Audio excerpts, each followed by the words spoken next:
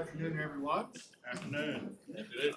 I'm Stan DeJarnett. As Chair of the State Board of Education, I call these committee meetings to order. Our first committee meeting is the District Flexibility and Charter Schools Committee, and I will turn the microphone over to Chairman Scott Sweeney. All right, thank you, Mr. Chair. We have 5 items in the presentation following these 5 items. We'll turn over to Ms. Tiffany Taylor for item number 1, which is regarding the DeKalb Preparatory Academy. DeKalb Preparatory Academy, a kindergarten through grade 8 local charter school in DeKalb County Public Schools, is seeking a renewal of its charter contract. The DeKalb County Board of Education approved the DeKalb Preparatory Academy's charter petition on January 8, 2024. DeKalb Preparatory Academy's mission is to empower students to cultivate knowledge, think critically, and act collaboratively and compassionately. DeKalb Preparatory Academy serves approximately 585 students and includes as its essential features the implementation of an audio-video communications program, extended instructional time, small learning communities, and individualized student support. On April 12, 2024, the Charter Advisory Committee voted unanimously to recommend DeKalb Preparatory Academy for a 3-year renewal of their charter contract. If approved, DeKalb Preparatory Academy's new contract would begin on July 1st, 2024, and end on June 30th, 2027. We have with us, we have with us in person Dr. Lanice Bostic, Head of Schools of DeKalb Preparatory Academy, and online, the board chair, Suzette Arnold, and the team. Terrific. Dr. Bostic's here. Would you care to come up and make some comments relative to your school? Sure.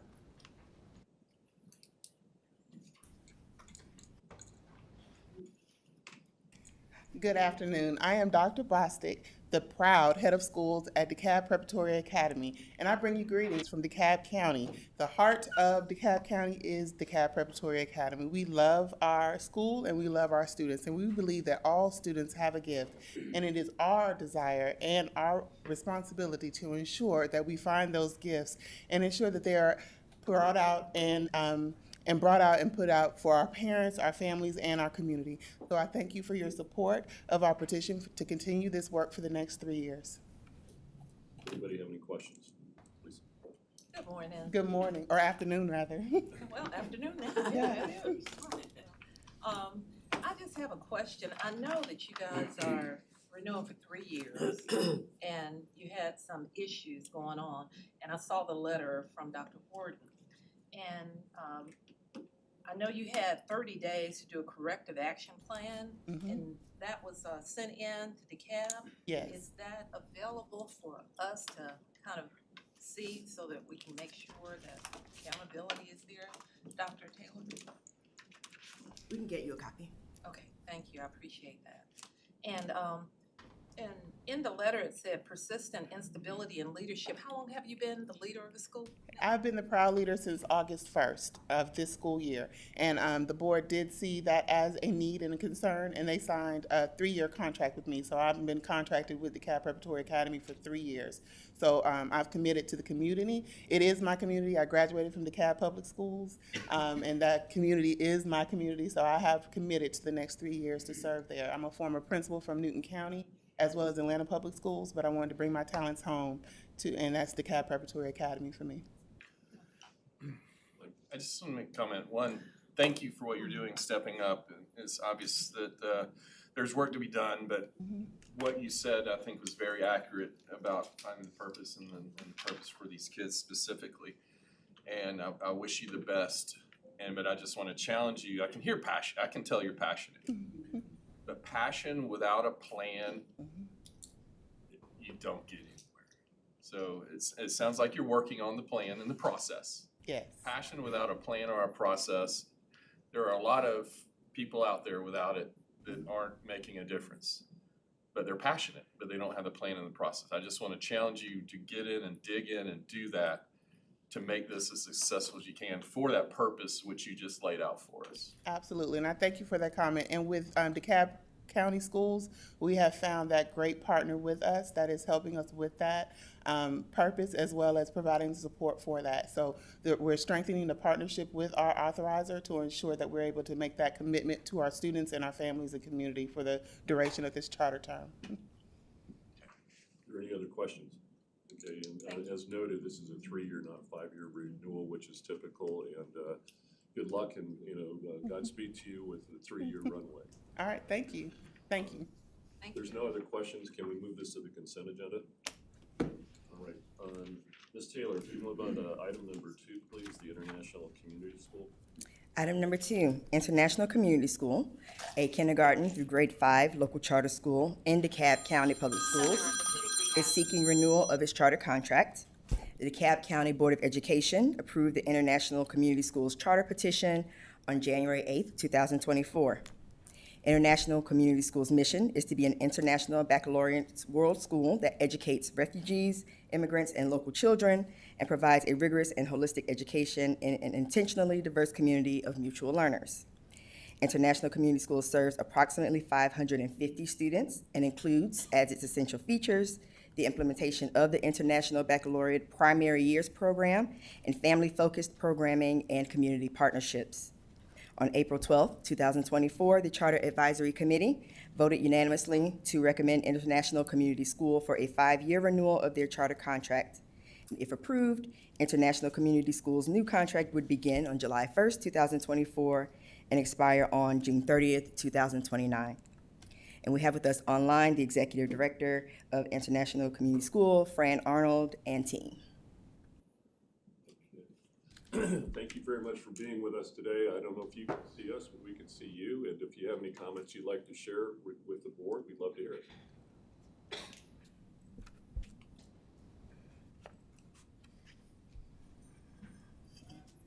Fran Arnold, can you hear us? We cannot hear you.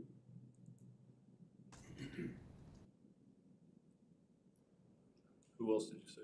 Tiffany? I think she was with her team, so Right. I am sorry, but we cannot hear you. she muted. Maybe we'll come back to them. But let's move on to, Item number, we'll move this on Okay. down and then come back and maybe they'll have an opportunity to come Okay. here. But let's move on to number 3. Item number 3, Susie King Taylor Community School, a kindergarten through grade 8 local charter school in Savannah-Chatham County School System, is seeking a renewal of their charter contract. The Savannah-Chatham County Board of Education approved the school's charter petition on December 6, 2023.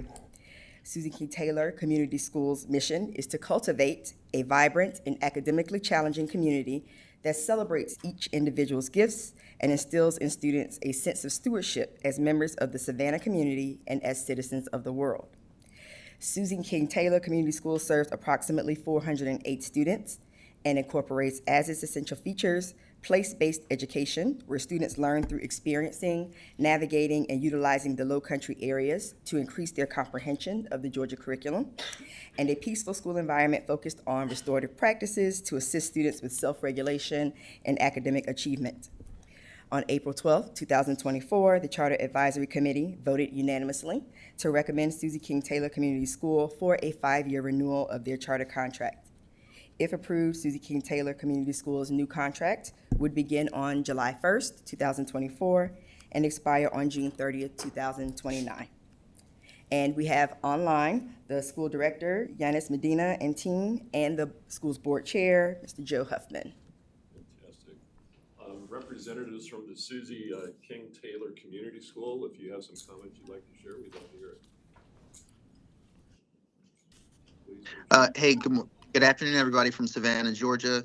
I just want to say, hearing you read out the mission and vision of the school, coming from somebody else's mouth, sounded amazing, because I'm so used to being the one saying it at all our board meetings. So I love the way it sounds. It's a great embodiment of what the school represents for this community. Thank you for having us. I am Joe Huffman, clerk of the governing board. We have Dr. Yanis Medina. I did see Dr. Kristen Clougherty, our treasurer, as well. Dr. Medina, subject matter expert on the school, is the perfect person to be here as well, because she can answer any and all questions, as well as she embodies what it is to be a member of the Susie King Taylor Community School. So any questions you may have, look forward to hearing them, responding to them. Thank you so much for this opportunity, for considering allowing the school 5 more years to serve this community and do what we have been doing, which is constantly be a beacon of positivity and growth for these children. Thank you, Mr. Huffman. Are there any questions? All right, seeing none. Thank you very much for being here today. Without objection, can we move this to the consent agenda? All right, thank you very much. We're gonna move this to the consent agenda for tomorrow. We're gonna move on to item number. May we be excused? Yes. Well, so look, in my day job, I'm one of the locally elected judges down here. People are so worried about leaving my courtroom if they don't ask that. I kind of felt inclined to ask as well. So if, you know, I know that sounds weird, but we deal with it daily, so. It's an honor, Your Honor. Have an amazing day. Thank you so much. Oh, when is that meeting, the consent meeting or agenda? Tomorrow. Okay, can we appear by video or is that not available? It's a public meeting and you're very welcome to attend, but as being on the consent agenda, unless somebody here decides to pull it from the consent agenda, it'll remain on the consent agenda and be approved with a variety of other agenda items. Okay, well, I appreciate it. I just kind of wanted to hear it approved tomorrow, but thank you for the time. Okay, well, thank you very much. We're going Thank to you. move on to number 4, Vidalia City Schools. Vidalia City Schools is seeking a renewal of its charter system contract. The Vidalia City Board of Education approved the school's charter system renewal petition on December 12, 2023.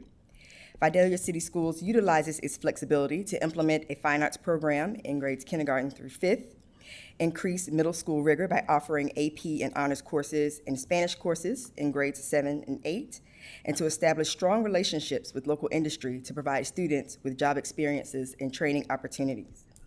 On April 12, 2024, the Charter Advisory Committee voted unanimously to recommend Vidalia City Schools for a 5-year renewal of their charter system contract. If approved, their new contract would begin July 1st, 2024, and expire on June 30th, 2029. And we have with us online outgoing Superintendent of Vidalia City Schools, Garrett Wilcox, and incoming Superintendent, Sandy Reed. Fantastic. Thank you very much for being here with us. We'd love to hear comments regarding your school.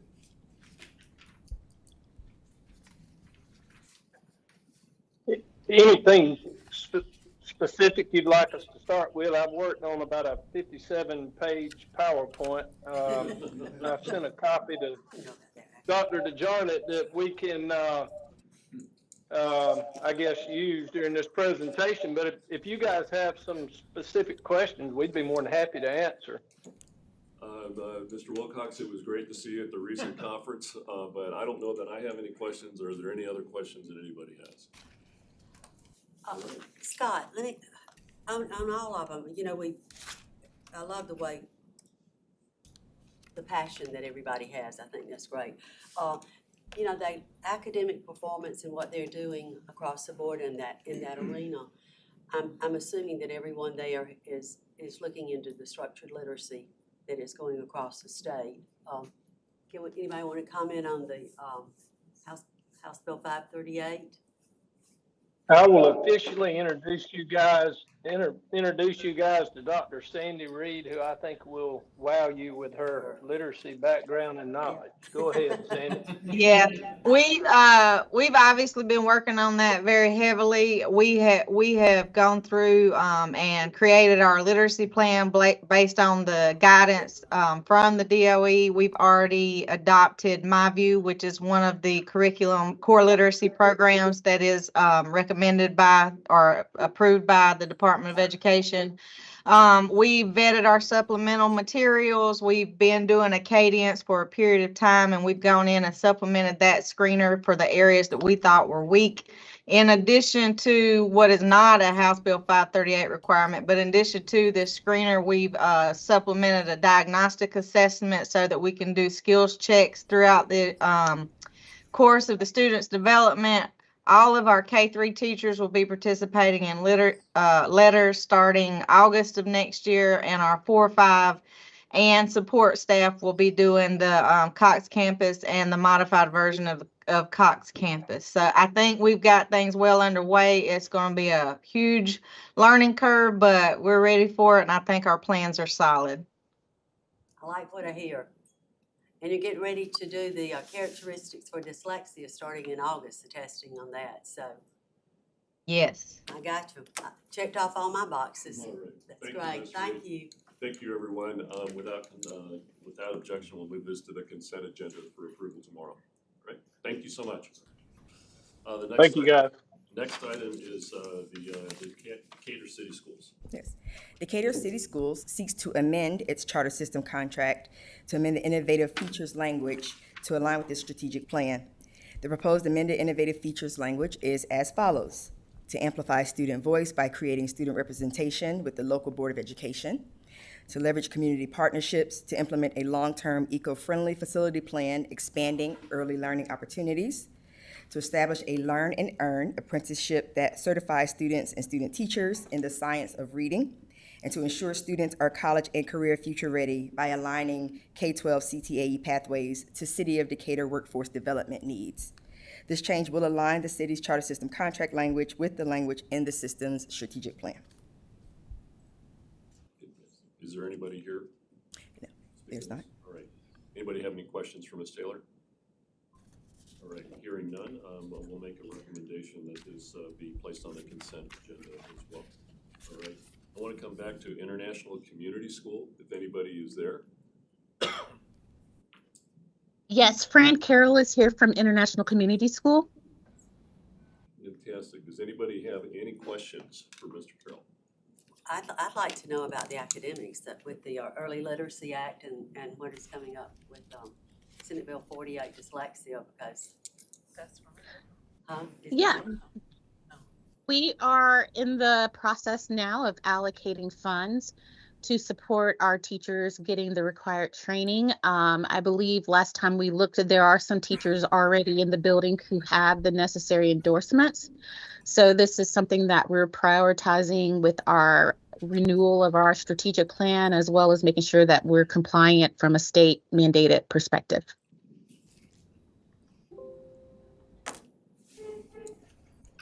Okay, so have you been doing some of the reading, structured reading so far with letters and those other? Yes, this year we adopted a curriculum that it's a magnetic reading literacy program that we've been using with our students, and we've seen really good success with it. So along with the implementation of just the curriculum, right now our focus is really making sure that our teachers have the required trainings and support. So that's something that we're spearheading in partnership with a third party, and I can't recall the name of the third party that we're going to use, but we're looking at Orton Gillingham, I believe, is another curriculum that we're looking at getting our teachers trained in. And so we're anticipating a successful compliance and rollout. Any other questions? All right. Does anybody have any further questions for Ms. Carroll? All right. So without objection, we'll also move this to the consent agenda for approval at tomorrow's meeting. Thank you very much for being with us. Thank you. So that concludes the Charter and Flexibility Committee items. Then we have a presentation. Stan, Taylor, are we gonna hear our flexibility waiver presentation? Yes, we'll have Ms. Susan Walker, our Director of Policy, to be able to share some information on strategic waiver systems. Fantastic.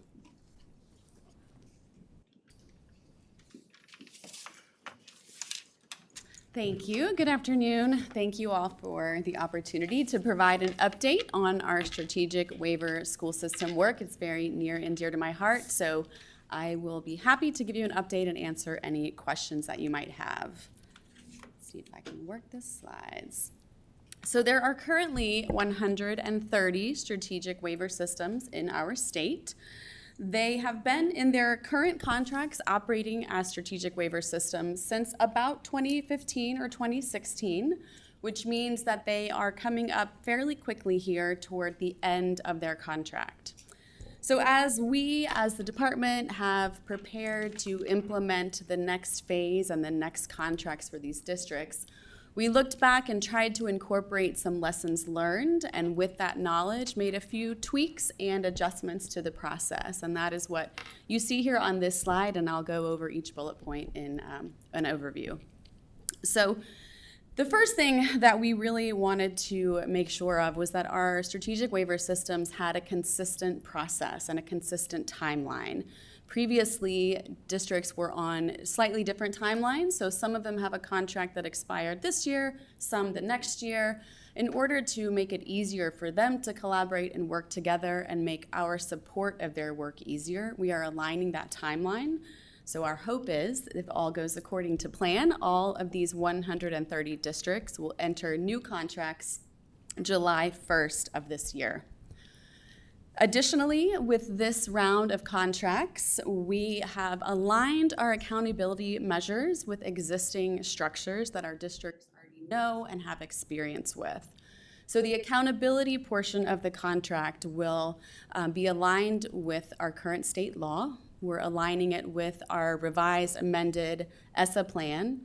And then, of course, we are also aligning it with the financial management system that was put in place in 2021 with Senate Bill 68. And that is to ensure that our districts are abiding by financial management and are not getting into a position where they are at high risk because of their financials.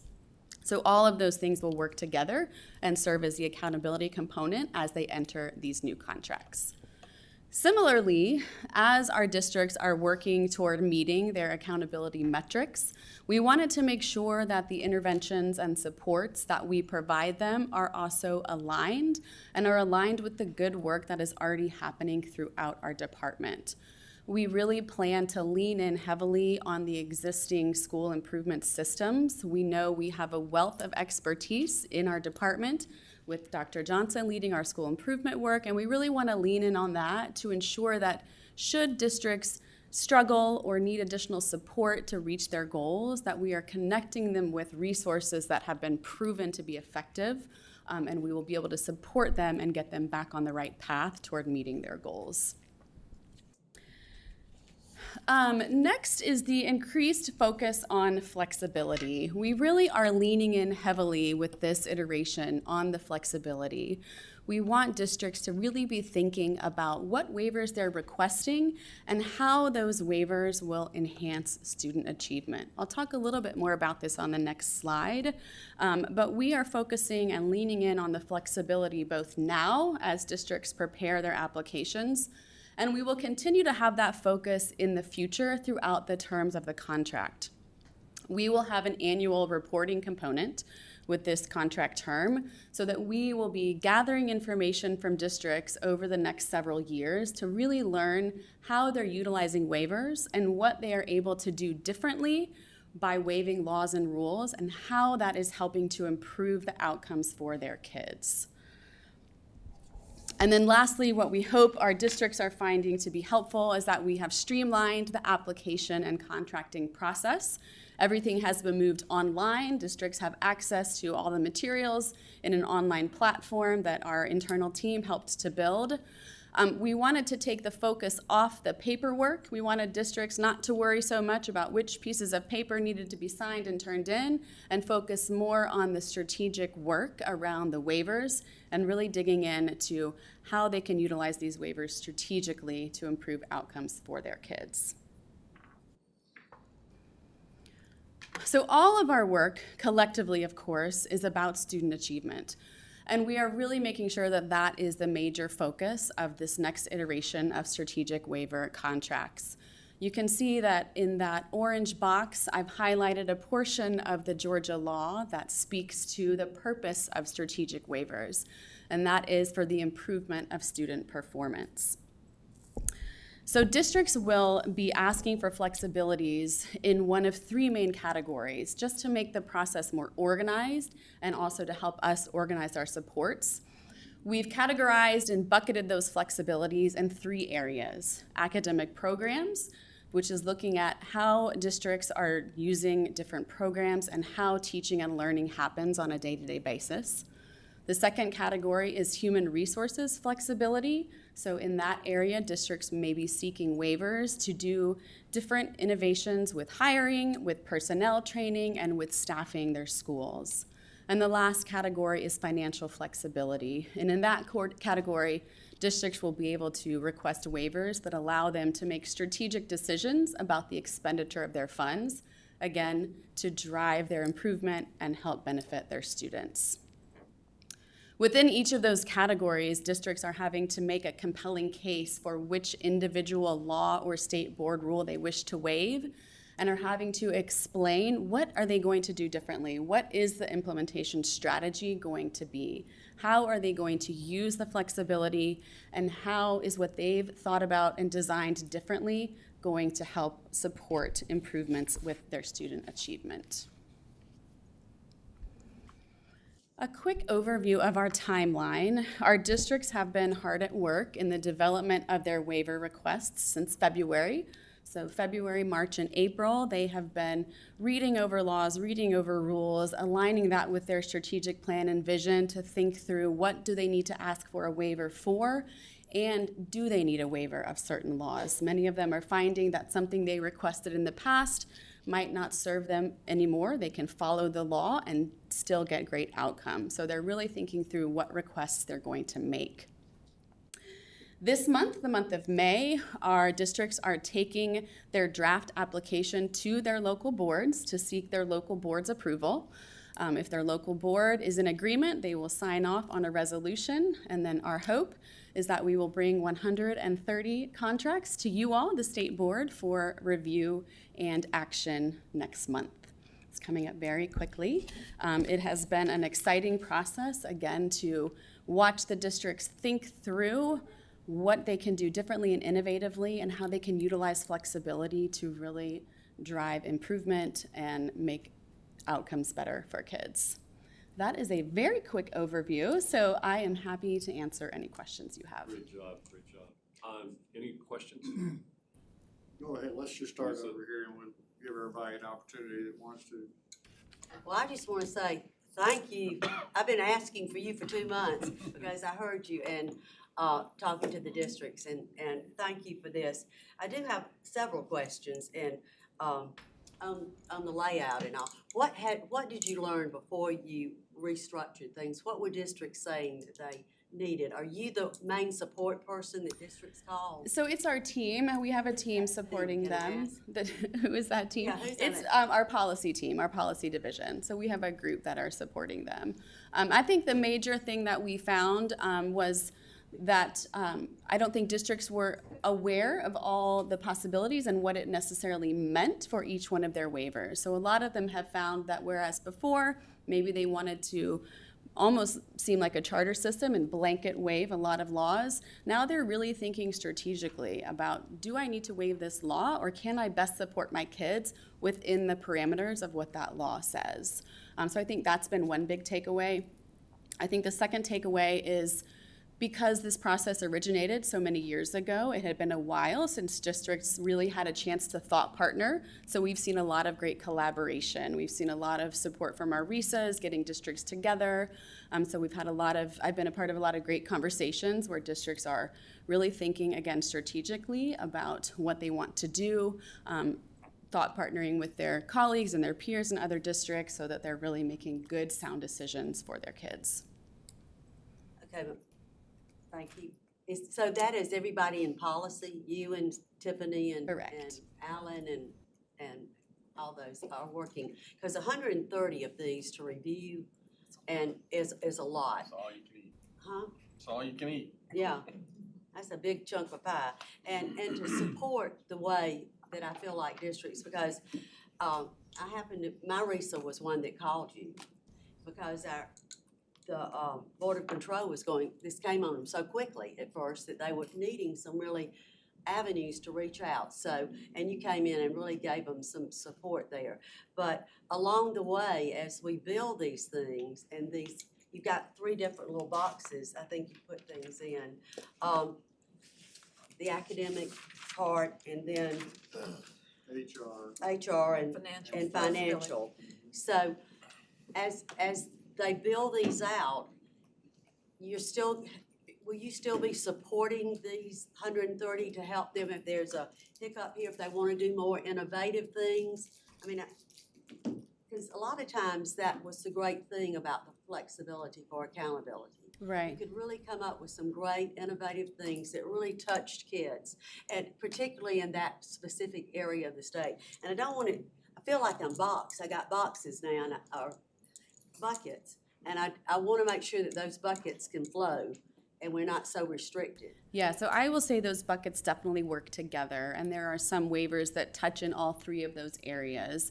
The categorization is really just to make it more organized, to be quite honest with you, and allows them to think in some of the bigger structures that they typically think in as districts with their financial office, human resources office, academic office. But they are really looking at how one of those laws can touch in a variety of different places. So there is a feel within these districts then that if they have a problem, I don't know, with something academically, then you've got school improvement that's sitting there with you that you're collaborating with, and they can go and Correct. support in Yes. those areas. And that's why we're also excited about the annual reporting process, because we really want to learn. We want to really learn and dig in and understand what our districts are doing so that we can in turn better support them, share best practices across the state, and really understand how this unique flexibility that we offer is producing better outcomes for our students and our teachers. So have a lot of the districts called y'all, and then you I've had a branched couple out phone with the calls. research. Huh? I've had a couple phone calls. Yeah, well, when I heard you were speaking to 200 and something people, okay, I'll pass it on. I know there might be other questions, but thank you. I'm so glad. Of course, yes, Thank you're you, and- welcome. Ms. Kenmore? Susan, thank you. Appreciate that. You said that the process has been streamlined for the application and contracting process. There were two districts that talked to me, and they said that they were having some kind of quirks on the website in the application process, and as they were trying to fill out the form. So are they able to call you guys to let you know what's going on so that Yes, and we have been working side by side with our technology services team. So if I get a phone call, I turn around and call them, and the problem is fixed within a few hours. It was a learning curve. Some districts have district leaders who are more tech savvy than others. So some of our calls have been literally saying, here's how you get on the website. Let me show you what to click and how. And then there have been, a couple tweaks. It's a new system, so there's been some learning curves. But like I said, we have managed to fix any hiccups almost instantly so that the process continues to run smoothly for our systems. Okay, I appreciate that. I just wanted you to say that, so if they're watching or listening, that they will know they can come, call you and, and just point out to you some of the issues that they're experiencing so that it can be tweaked. Thank you. Yes, you're welcome. Sure. Those three buckets, the academic programs, HR, and finance, you're pretty confident that most of the flexibility waivers that they're going to ask for will fall into at least one of those buckets, and it could fall into more than one, right? I mean, Correct. we've had this conversation, but scheduling, for example, or the school calendar, things like that. That's a HR issue, but it's also a finance issue. And so I guess what you're trying to do is trying to help them put things where they belong, not restrict the kinds of flexibility they can ask for as long as. Absolutely. And there have been some that have identified a law that maybe we did not put out there for them and have asked it to waive that as well. So we are open to that.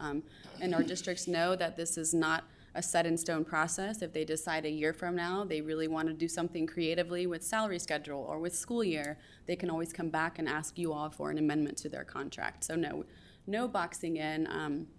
And what we have tried to do also is give districts some questions to think about so that if they've indicated an intention to waive the school year, we're asking questions so that they can make sure they're thinking about all the systems that work together so that that implementation will go smoothly once the contract is executed. Thank you. Are we limited to a 5-year stretch on this with the approvals? I am going to actually defer to Ms. Taylor about the length of the contracts. They are 6-year terms. 6-year term? Yes. All right. And where I'm going with this is, and I know nobody wants to do any more work than they have to sooner than they have to. But I'm thinking of 130 renewals all at the same time, and the burden, the work, that's involved in that. If there was a way to maybe do a renewal sooner for, let's say, 33% of these districts, maybe, just have them step up, or we could look at a contract extension. If they're doing everything appropriately. Staggered. And you would get into a staggered role where you're actually spreading this out over a 3-year period, for example. That may be something to consider. So we're coming from the staggered role that's been a little bit kind of wonky to navigate, which is why we kind of shifted to the, having them all on the same cycle. I think for, in terms of the timeline here, even though you've got the 3 boxes, what sort of Susan didn't really articulate was there's been this constant back and forth with the districts on their discussing their waivers. So, they've shared their ideas with us. We've had conversations about that part may not be, legitimate or legal. This one actually sounds like a great idea. Have you thought about X, Y, and Z as they're fleshing out their application? So we've had an opportunity to review a good bit of their ideas. Really, almost all of them have utilized those opportunities. We've held office hours. We've had individual phone calls. We've been in almost constant communication with them since the release of the application.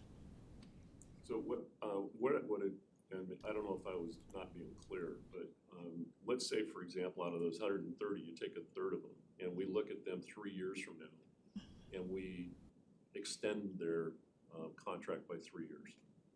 Are you saying extend it in the middle of the term based on their performance? Yes, and again, it's really to kind of spread the workload out more so than anything else, and it would allow you to have, I guess, let's say you're only doing a third of them at a time, you're going to have more time dedicated to looking at each one of these things rather than trying to do 130 at once. Like Mike said, that's like the buffet. It's all you can eat. Yeah, I mean, that's certainly something that we can look at and maybe consider. I know that one of the things that we are implementing this time that was not in the previous version is, like we said, the annual report that they can provide to us on information on how they're implementing their waivers, as well as the annual update on sort of progress towards their contract academic performance. Some of the things we learned in sort of the redesign of the contract, we pulled from, there was an audit that was done by the Department of Audits on district flexibility back in 2019, 2020. And so some of those lessons learned from that audit was that we were able to really capture information about the flexibility broadly from the different districts. So that's one of the key features we're wanting to implement with the annual report, as well as the ability to stay on top of the waivers and their performance, the academic performance of the participating districts in schools, as well with some of the changes. So those are some of the adjustments, but I think that certainly looking at it at 3 years and saying, hey, if this is going really well, that you could do an extension. The law allows for that, so that could certainly be a consideration. Yeah, I'll just add this, Mrs. Sweeney. I think, again, there's a lot of numbers coming up for adoption. We want to give y'all time to look at it. As I've shared with the staff, flexibility is great, but it does have to come with accountability. When we're looking at things, and I think with some of these approvals, you're going to find out not everybody's going to get 5 here, because I have concerns that, again, to Mr. Oil's statement, I've asked him. I said, our folks got to deliver a plan. We've got to know what your plan is so we can see. As I've instructed the staff too, even though we may have, and a lot of some of these schools, whether it's financially, I think we have to look at some concerns. We've had districts with that. So, we're looking at, as being, one of the qualifiers of getting flexibility. Also, of course, the academic performance is extremely important. But I think that as we progress and get past this point, yes, we can. Because as I've shared with the staff as well, I don't want a school to go along just because, like I said, if they're succeeding, but On the backside, if we're not getting the academic performance or the financial performance that's there as well, we need to address that early before, the contract's up. So, I think that's, one of the things we're looking at. So definitely we can look at that. I mean, if school's got it going on, district's got it going on, then just let them do their job. And I think, in probably a 3-year period, especially if it's within 6, is not something that's out of the way, but it does give us a little bit more time. So we'll look at that. Yeah, I wasn't suggesting policy on the fly or just. Yeah, no, I mean, but I think that, well, again, it's just looking at all things, because as I shared, you as a board have to look at, you have to improve. So we want to make sure that we're giving you information, again, that is pertinent to that, again, looking at, again, all the things and questions you have, because you have full-time jobs too. And so we're, being mindful of that and making sure. And if we need to make adjustments, we want to make adjustments, but I think as we move forward, definitely taking that into consideration of either if you're performing, I think that it's very reasonable. And that helps us as a staff too, instead of getting hit with everybody at one time. Any other questions? I love how it's framed that waivers are for student achievement to support students. In the review process, how is the impact on a teacher's job of waivers taken into account? Like if it's increased class sizes, or how is teacher voice and the impact on their job part of this review process? So there are some specific waivers related to impacting teachers' jobs, such as like your certification waivers or your duty-free lunch or planning time, where we've really targeted and asked districts to hone in specifically, even more so on how that's going to lead to student improvement and student achievement. And they've had to be even more explicit and specific about how they're going to do that for those waivers. Yeah, I think that's what I hear a lot of, is the increase in class size, duty-free lunch, planning, protection, that waivers can create a problem with that. So if, I like hearing that is being more focused Absolutely. on. Mr. Chair, we're over our allotted time. But, Fine, the questions were good, and I appreciate the staff's time to come to bring this to us, and, any other? No, that concludes the committee items, and I'll turn it over to you in the next agenda. So, tell me which items you're moving, all of them? We'll be moving all of them to the consent agenda. Okay. Make that recommendation tomorrow morning. All right, excellent. All right, with that said, if there's no other further business for district flexibility, I'll adjourn this and we'll move on to rules, and I'll call on Chairman Griffin. Thank you, Mr. Chairman. We have 7 items today, and we'll start with the first one, Ms. Taylor. Item number 1, so draft standards have been developed for Baking and Pastry 1 and Baking and Pastry 2. Through completion of the locally developed career pathway process, the Hall County School System, along with multiple companies, industry partners, post-secondary institutions, and the department, collaborated to create a secondary career pathway in baking and pastry designed to provide students with the necessary skills for entry-level employment in this field. These standards were approved for public review and comment at the State Board's March 2024 meeting and have been posted for at least 30 days.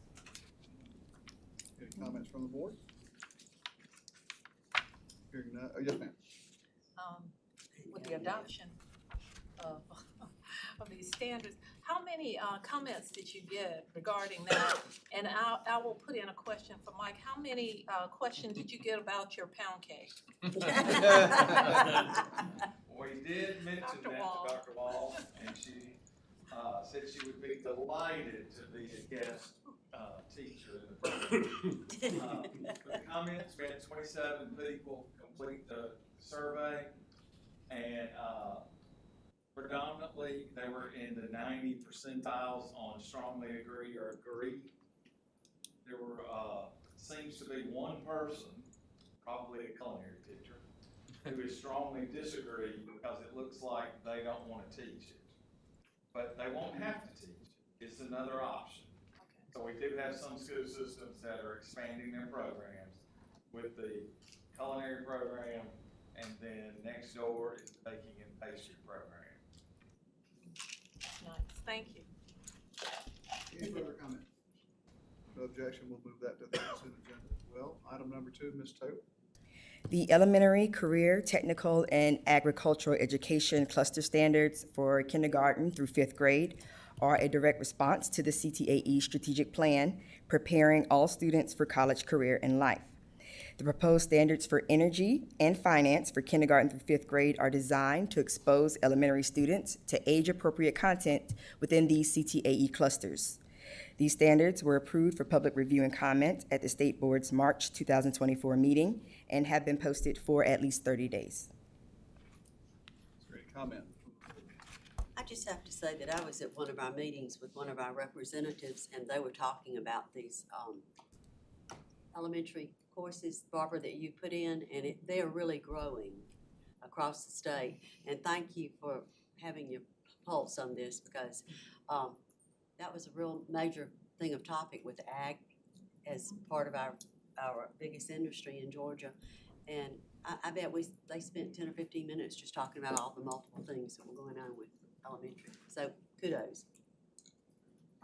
Mr. Chairman. And this is probably a question for staff, but if I'm an elementary school principal and I want to implement this cluster or another one in a K-5, can you kind of walk me through briefly the steps that I would need to, and I guess the question I'm really trying to get to is, where would this appear in a student's schedule or in the overall school academic program? How is it integrated into another area of content? Is it a standalone? Can you kind of walk me through that? It's a local decision. We have created a playbook that is a list of guidelines that shows how a system could implement this as a standalone course or integrate it into existing courses. So that's left up to the system how they want to do that at elementary level. So there's some flexibility in that? Okay. Thank you. Any other comments? Hearing none, we'll move this to the consent agenda if there's no objection as well. Item number 3, Ms. Taylor. Item number 3 is a request to approve standards for public review and comment.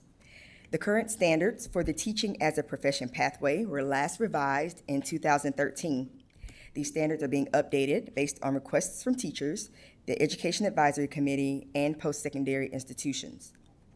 The name of the pathway is changing from Teaching as a Profession to Education as a Profession, along with similar name changes to the pathway courses, in order to widen the scope of the pathway and incorporate introductory content to all career areas within education.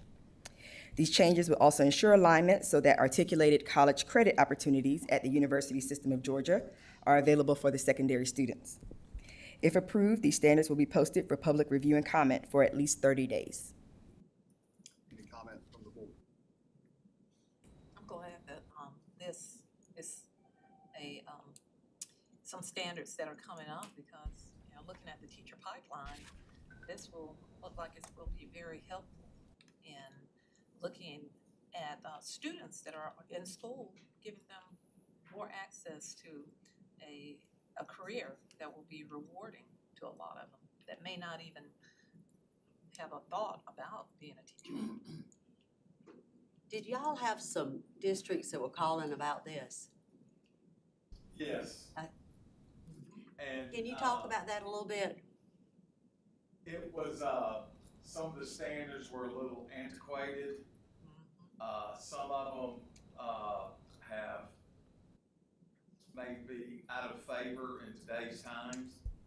And a lot of it was dealing with elementary, not the whole gamut of the education career area.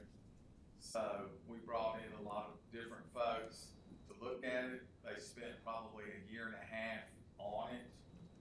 And we believe that our Board of Regents partners are all on board to still provide the articulation credit. So if a child completes this pathway in high school, has their portfolio, and passes their teaching test, EOPA, they receive credit for the intro to education, or whatever they call that first course. It changes college to college, but the content stays the same. So, just give it a pain. Can I just say thank you for this? And it's thank you too for our ELA and math also, that the opportunity for us to be involved or hear about it or have conversations early on and come to some of these meetings with y'all. And I think that is what really helps us as board members be able to ask questions and then go back to our districts and say, yeah, I mean, we've worked on this for over a year, and some people in your areas are a part of it. So, I just want to say thank you, and when we get the message to come, if we can, I encourage all of you to, because you will see a great group of women and men out there really putting a lot of time into processing these things for our kids that make it easier and more comfortable for them to sit in a classroom and hear and listen to things that are going to benefit them for the rest of their life. So, I want to echo what Helen said, but I happened to be with the Dean of the Mary Frances Early College of Education at the University of Georgia yesterday. And she shared with me for the first time in, I believe, a decade, their enrollment in their undergraduate education programs is up rather than down for the first time in a long time. I think it was up 4%, and that sounds small, but considering they've reversed the trend that was a decline, I think that's notable.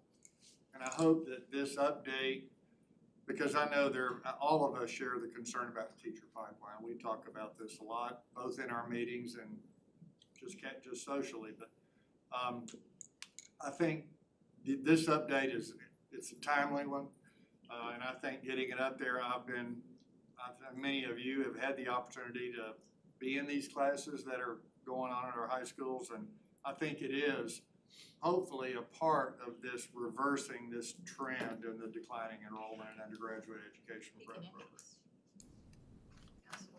If I could really quickly, I had my first public hearing yesterday in Forsyth County. Thank you, Tiffany, for guiding me through that process. Congratulations. Thank you very much. But I do want to say, as being one of the newest members, one thing we did hear yesterday specifically was the need for a teacher pipeline in Forsyth County. In addition, the teachers that were there spoke at length and how great the DOE website is, what a resource for them it is on standards, and how amazing it was to assist them with the curriculum. And that I think the only comment we got, Tiffany, was that they want to hear more of it and more communication from the DOE on what's available so that they can find it quickly and easily, because they were surprised at how many teachers weren't aware of what was available. But the teachers that did use it said it was an unbelievable and irreplaceable resource. I just wanted to add that in. And thank you all for everything you do. I would say to that point, again, we are looking at rolling out the new website in October. So everything should be a lot easier to find based on who you are and what your needs are. So I would, to our teachers and everybody, like, we're trying to make everything under a one-shop area. So I think they'll be very pleased once we get to that point. And that's been a long time coming. Fantastic. April, I saw that look on your face, like, I repeat this every day 500 times. I don't know why it's not getting out there. No, I was just thinking we're actually gonna do teaching and learning summits next year, where we're gonna go out to all of the RESAs and partners in August and September. And then again in January and February, just again to be purposeful and intentional about continuing to spread the word and help folks to engage in the resources that are available. I know it. I just wanted to build on what Rich said. I actually got to visit this pathway course in Forsyth County with I think it's their district teachers of the year. And I sat down and there were probably 45 students that were going through that pathway, and they were doing work-based learning where they were going in to elementary classrooms and had the opportunity to be there and teach. And I'd say over half of the students were male. It was really attracting students to that. And it was so cool because I didn't have that opportunity until I was out in college. And for students who are juniors and seniors to go ahead and have that experience and tell others, like, this is so cool, like, y'all should be a teacher. It's just really, really important. Thank you for the work you guys are doing thus far. I'd like to say something about an activity that's going on across the state. It's Teacher Signing Day.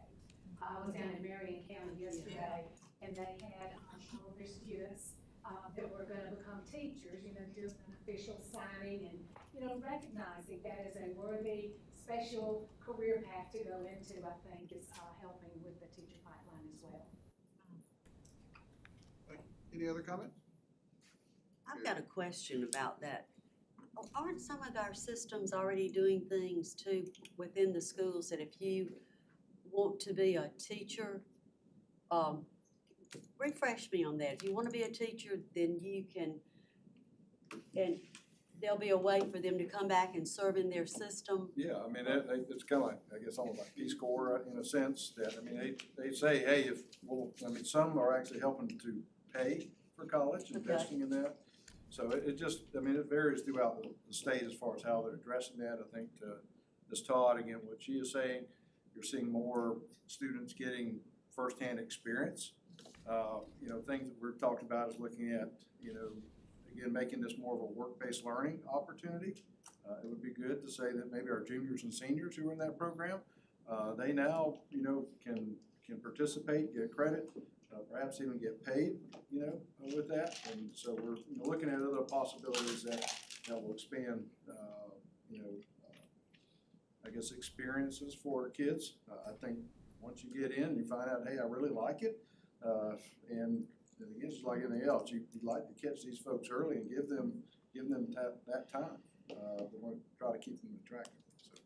So it's just, I mean, it's a plethora. I think the teacher signing days, I think Matt Cardoza and his daughter were at one last night. Yeah. So, you know, so, you know, we're trying to grow our own inside of the agency, I guess, too, so which is a good thing. So, Rusk, I think you got about 3 new ones there, so we appreciate them getting an education.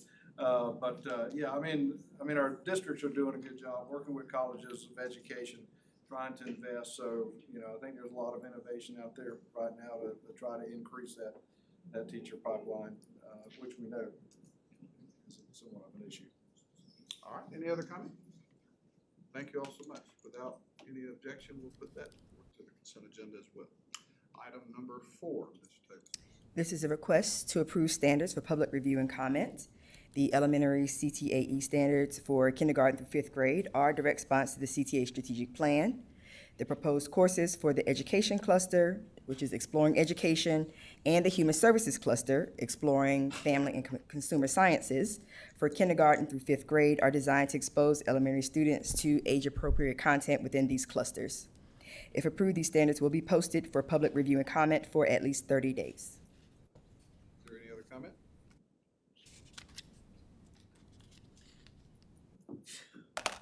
I just had I don't know. The more we do these there, when they have to declare a pathway, so to speak, the massaging and the understanding of what these different clusters are representing for them, I think it really is doing a foundation so that they can be more aware of really what they like. And so I love it. I'm sorry, I'm gonna hush. Well, I know one believes that, Helen, In the most loving way.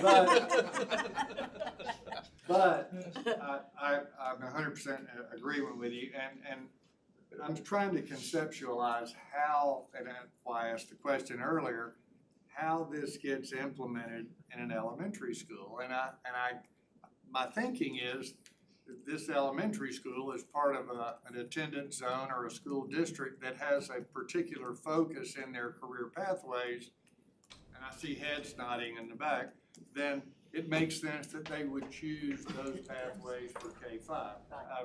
And so, to me, I agree with you. It really answers the question and really lays a nice groundwork for the later education and all that. But, so no, I'm glad you asked the question, and I was just teasing about that. So, but yes, I think, is there an end in sight on this? I mean, it seems like we approve a lot of these, They are 17 career clusters. We're almost there. Okay, so there is a number there out there. Okay, that's good to know. 17 clusters and now, how many pathways in this? Yeah. All right. Any further comment? Without objection, we'll move that to the consent agenda for approval to post. Item number 5. Item number 5, the official Code of Georgia annotated, section 20-2-2115, requires the State Board of Education to authorize private schools that will be eligible to participate in the Georgia Special Needs Scholarship Program. Private schools that are interested in participating in the program must submit an application to the Georgia Department of Education and meet the eligibility requirements outlined in rule and law. Having met these eligibility requirements, the following new private schools are seeking to participate in the program for the 2024-2025 school year. Chattahoochee Christian School in Hall County, serving kindergarten through 8th grade. Community Christian Academy in Columbia County, serving kindergarten through 12th grade. And the Quad Academy in Cobb County, serving kindergarten through 3rd grade. Any questions? Yes, ma'am, Ms. Kenmore. So that takes us to how many schools on the list? With these 3 for this year, once they're approved, that would put us at 298. Oh, my Lord. Okay, thank you. Any further questions or comments? Without objection, we'll move that to the consent agenda as well. Item number 6. The State Board of Education has adopted governance standards for local boards as the basis for local school board member training. In June of 2011, the State Board adopted a document entitled Training Requirements for Members of Local Boards of Education and Members of Local Education Agencies in response to the passage of Senate Bill 84 from the 2010 legislative session. One of the provisions set forth in this document requires the Georgia Department of Education to approve training providers and courses for training credits. The training providers on the attached list, if approved, will conduct local school board member training utilizing curricula aligned with the State Board of Education governance standards for local boards and will meet identified needs for improvement as submitted in local boards' training programs. Comments from the board? Is DOE, y'all are still doing the financial training, right? Yes. Okay, I didn't. The last one. Last one. 24, number 20. I saw Matt Cardozo on there, yeah, but I didn't see that it said. Now, Matt doesn't conduct the training, he's just the contact for setup. He's the contact Duh. person. Any other comment? Hearing none, we'll move this to the consent agenda as well. Item number 7.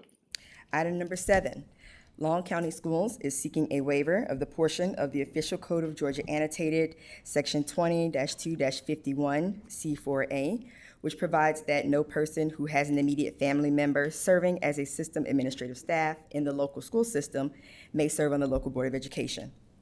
This law also stipulates that if the LEA's initial fall enrollment count conducted in 2009 pursuant to state code does not exceed a full-time equivalent count of 2,800, the State Board of Education shall be authorized to waive its rule and law upon request of a local Board of Education or an individual attempting to qualify to run for local Board of Education member.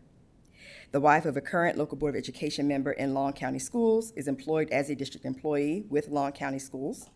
The system had an FTE of less than 2,800 on the October 2009 enrollment count and is requesting a waiver to allow the current local Board of Education member to qualify to run again to serve on the Long County Board of Education. Any comments from the board? Mr. Chair, Mr. Ellis, yes. I want to bring this concern. I've been contacted by several constituents of the Long County Board and also candidates that are seeking these opportunities to run. They raised a concern a little over a month ago that the state board rule had not been followed prior to qualifications and that no waiver had been presented to this board, nor public hearing or resolution that should have been taking place in a scheduled meeting prior to qualifications had been done. I did reach out to Matt Cardozo to follow up some things, and he was able to provide me with some information that at the time that I contacted him, they did put a resolution on the agenda to be approved, but they had at that time failed to do the public hearing. public hearing took place on last Friday, and all of these things raise a concern that these things should have been done prior to the qualification time period and should have been submitted to the local superintendent of elections. I raise the concern here because we are required to uphold this state board rule, and we are also required to make sure that our local boards are in compliance with state board rule. And having that being said, this board member is a board member who is currently serving and should be aware of this rule. And also the superintendent should be aware of this rule and should have taken note to get these things accomplished during our February and March meeting prior to the qualification days. And so I don't think in good faith, knowing all these things, knowing that several board members who are currently serving and community members raised these concerns, that I could support this. And I would ask that we pull this for a separate vote at this time. Thank you, Mr. Ellis. We will do that. Are there any other comments? Yes, sir. Mr. Dawson. Would it be inappropriate to ask how the vote went? Did it pass unanimously? For me, just personally, I would like to know was the whole board on the same page with the resolution? Would that be inappropriate to ask how the vote went? No, it's public knowledge. It's To my part of their. knowledge, to my knowledge, 2 of the board members were not in support of this. I don't know how the vote actually took place, but I was contacted by 2 of the board members, several local constituents who are not a part of the board, who are just citizens, and then 1 candidate that is seeking to be on this board as well. We have the minutes from that where it was, the resolution was voted on by the board. I'll be glad to share those with you. There's some confusing information in that, those minutes, but I'll be glad to share them. And further, going forward, could we be provided that on an ongoing basis when these come up? Because I think it would be helpful for us to know where the whole board is on the resolution at hand. So, thank you. I would raise the same concern that Nick has, regardless of where the board is. The fact remains that the law requires that this waiver be submitted to the local elections coordinator prior to qualification. And obviously that didn't happen. I want to chime in because something that Frank and Nick and I have in common, we all served on local boards. And so did Mr. Sweeney. I mean, you're expected to know what the rules are. And I agree with what you and Nick At qualification, I had to sign an affidavit that I said there was I had no nepotism issues when I qualified, so. And it concerns me, and it makes me wonder, who is doing their, I hate to say this, their local board training, their governance training. I can tell you and speak that as a former member of GSBA's board of directors, that board has participated in the GSBA trainings with us during that time when I served as local school board chair of Wayne County. So they should be knowledgeable. They've been to several conferences and several trainings. So they know better, that's what you're saying. They know better. Yeah. And a board member raised this concern and it was just disregarded. I have documents to provide that. I was given these documents and I'll be more than happy to share them with anybody who wants. Mr. Sweeney? For this particular district, I know we have a lot that are nonpartisan elections, but some that are partisan. How is this election handled in your county? I believe this is partisan. Okay. This is nonpartisan. They're in the middle of early voting right now. Yes. Yeah. I just reiterate Frank's concern, just a plain reading of the rule. There's a lot of things implicated that we did not do prior to voting on the waiver and things that aren't included with the letter because of the timing. So it just seems to me, I don't know how we can move in favor based upon the reading of the language of the rule. Okay, the item has been pulled for separate vote. Is there any other comment? They also have legal counsel, right? It seems like, where is, there's a gap right there. Let's not blame the lawyers. I'm not blaming the lawyers. She's not pointing a finger. Any other Everyone comment? always does. I have one question. Do we know, is this the first time that this couple had gone through this process? No, sir. Based on the information I've received, back in 2021, this board member was elected. After he was elected in March, then there became an issue later by, I don't know whether it was promotion or what. The spouse was promoted and they had to deal with this matter after he had been elected. But so there's prior knowledge to the nepotism concern in this particular scenario. Did you say you have copies of the minutes, because they haven't posted them yet? Yeah. Can you send us a I'll copy? be glad to. I'd like to see Tiffany, could you have someone send the completed? Yeah. Yeah. This so is the from the, unofficial this is from the minutes. hearing of last Friday, where Okay. they passed the resolution that came to us. Unofficial until they're read. So they're unofficial. But then there was an April 9th meeting as well, where that's the resolution. Where they did the resolution, that they yes. adopted was on April 9th. So we need if we get the unofficial minutes to Mhm. vote. We'll get all that information I have sent there. Any other comments? I have no other matters before this committee, Mr. Chairman, so we are submitting items 1 through 6 to the consent agenda and pulling item 7 for separate vote. All right. Thank you, Mr. Griffin. It is now time for a presentation from the governor's office. I believe I'm right on this, right? It's part of your I was committee. told that was going to happen during this committee meeting, yes. So, yes. So, we have some folks here from the Governor's Office of Student Achievement to talk about our milestones audit. Hi, everyone. Good afternoon. My name is Monica Flamini. I'm a policy and research analyst with GOSA. I've been there for 5 years. I'm normally sitting over there, so it's nice to see everyone from this angle today. Let's see. I'm gonna wait for these slides. Well, the document that I've just passed out, this is our process overview for our assessment audit. And I guess I can do this without slides if it's gonna just see myself up there. So essentially, we are statuted to perform various audits throughout the year, and our statutes there, thank y'all. And GOSA has been performing these audits since 2009. And we currently do a withdrawal code audit, and we do an assessment audit. So today I'm just gonna kind of take y'all an overview, high-level overview of the assessment audit. We're in the throes of it right now, so we're kind of, nothing's final, nothing's official, we're just still conducting that. So I wanted to update you guys on the status as well as kind of an overview of how this audit is done. So we work with the Data Recognition Corporation, DRC, to analyze 3 different things as it relates to data. We look at unusual response patterns, gain score, and test duration for all EOGs and all EOCs from the previous school year. So this year's audit, we're looking at last year's milestone data.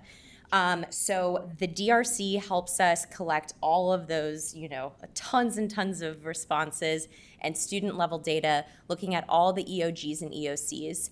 So the next thing that we do is we go through in our data software and we look at a variety of flags. So essentially, in order to get a flag, a school or a classroom needs to have a really, really, really big outlier in their data. So none of this is ever punitive. Getting a flag doesn't mean that y'all didn't, school did anything wrong. It doesn't mean that there was any cheating. It just means that they had an outlier in their data.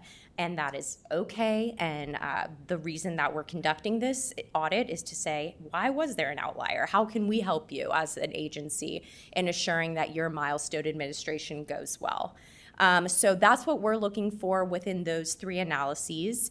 And after we conduct this, we notify LEAs of any of their schools that were flagged, and we request all flagged schools to complete an inquiry form. So if you have 2 or more flags, you're going to receive a note from us that just asks you to submit an inquiry form saying, a little bit of information about last year's testing administration. Maybe something happened. We're going to say, oh, you guys were flagged for test duration. And they're like, yeah, we had, 4 standard deviations below average test duration because the power went out during testing. The scores were submitted. It was a super weird anomaly. we're gonna read that in the inquiry form and be like, totally get it, no worries, no further inquiry needed, good luck this year. If there's a response that maybe is a little bit less compelling, we are going to have further inquiries. We might escalate it to the Georgia Professional Standards Commission. We might ask our friends at DOE for some help with this. It's really just a way for us to keep tabs on schools, administrations of these really important tests and making sure that everything goes well.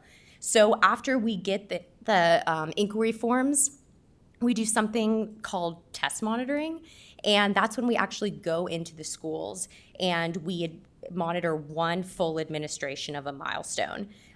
Due to staff capacity, there's like 26 of us at GOSA. We can't monitor every single school doing a test. So we try to go into at least 50, and I'll talk a little later on about how we decide which schools we go into. And then the monitoring visit is really a very meaningful time for us to have face-to-face contact with the testing coordinators at schools, answer questions, talk about best practices. It's most of us in our agency's favorite time to like get to go. We love going into these schools, and we know it can be stressful for testing administrators. We know it can be stressful for students. So we try so hard and very, very diligently to be as unobtrusive as possible. Normally I come in with some donuts or something. I'm not scary from the state. I'm just here to make sure everything's going okay. I've walked into a school and someone's seen me and started crying before, and I just don't want that to ever happen again. So when we train our staff on coming in to monitor, we are very, very intense about making sure that they're coming in just to check everything out. No one's in trouble. So in previous years, we looked at 4 different analyses with the milestone data. This year, we're only looking at 3. That was a decision that we came to with the DRC and y'all's psychometricians here at DOE. It was a really important decision. It was, during COVID, we didn't do an audit. We haven't done a proper audit looking at this type of data since 2019. So with that being said, a lot has changed since then, and we wanted to make sure that this audit was up to par with what other states are looking at, that we're also making sure that this audit addresses the needs of schools, at the end of the day, this should serve to increase best practices and help educate people on how to best administer these tests.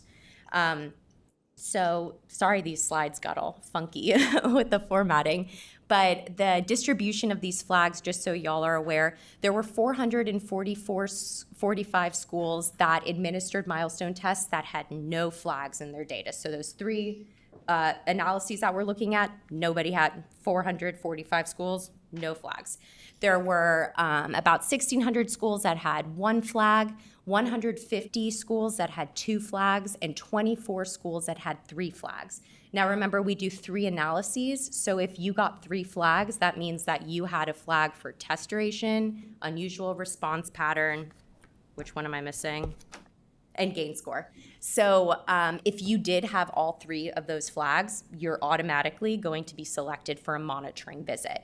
If you're a new charter school that opened in state charter school that opened in the past 2 years, you'll be automatically selected for a monitoring visit, just to make sure that everything's going okay, see if we can help. And additionally, in order to get to about 50 schools, we'll randomly select whatever is left over and have about 50 schools total that we're boots on the ground walking into. We will notify any school that has gotten an inquiry form to expect a monitoring visit, understanding, we had 179 schools that filled out an inquiry form. We can't get to all 179. So at this point, about 50 have been visited. We're still in the throes. My colleague went and monitored a school yesterday. So we are still definitely in the process of doing this. So far, everything's gone really well. We've been able to provide a lot of help and a lot of assistance. We get calls, multiple calls every single day during this season from testing coordinators asking us, to help explain these flags. They're pretty complicated. If y'all look through this process overview I gave you on the penultimate page, it has the calculation guides for how we conduct this. So lots of standard deviations, z-scores, lots of statistics. It can get really confusing, and our job here is to just make sure that our testing folks are comfortable with this and understanding that they're not in trouble. but we are just here to help, and that's been a really cool, exciting way to get involved in schools for us. And essentially, what y'all can expect as a state board, we all might be getting calls from some superintendents with the districts that you're representing in your areas about this. If you do, please, by all means, answer any questions that you can, but also please don't hesitate to send them our way. We're happy to help. Like I said, we're talking to a lot of folks every single day I'm sure from y'all's areas. And we try really hard to make this as geographically representative of the state as possible. We have folks going every which way right now, lots of mileage. So it's been a great season. We're done at maybe the end of May. And we'll have 30 days after the closeout of the audit for comment period, and then this report and our findings will be publicly available on our website, and we'll make sure that y'all get that report. And that is it for me. We have Fran Dundors, the Director of Student Services at GOSA. Her email's there if y'all have any questions. Mine's there. I'm happy to answer anything I can today.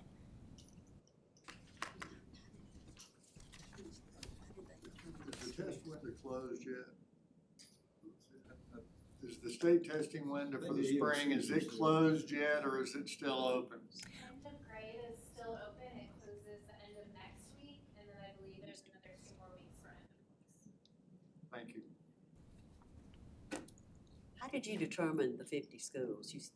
So if you're a new state charter school that opened the last 2 years, you're a part of that. If you had all 3 flags, you're a part of that, and then we'll randomly select whatever is remaining to get up to at least 50 schools.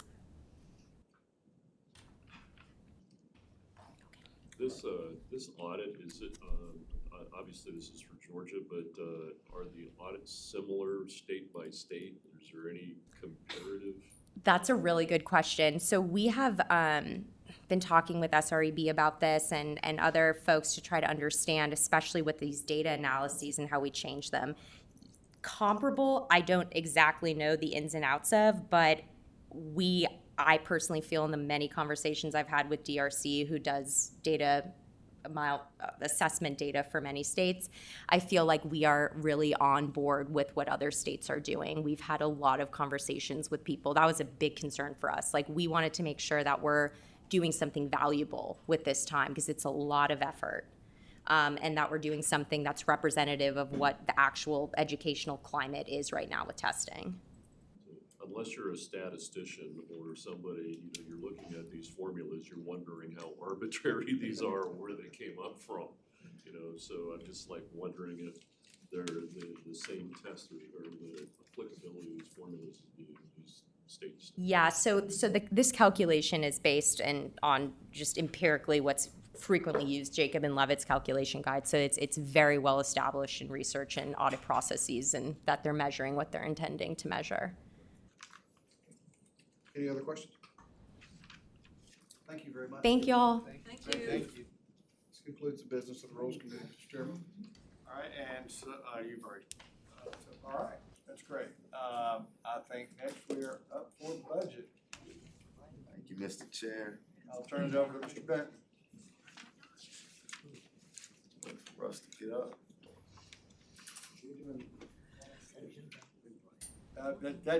That's your pleasure. You want to do, if he's here and you want to go ahead and do that first, we can do that. Yeah.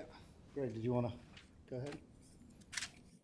Okay, we can do the audits or budget first then. All right, before we get started, I'd like to note that item 20 from your summaries has been pulled. So we don't have 27 items, we have 26 items on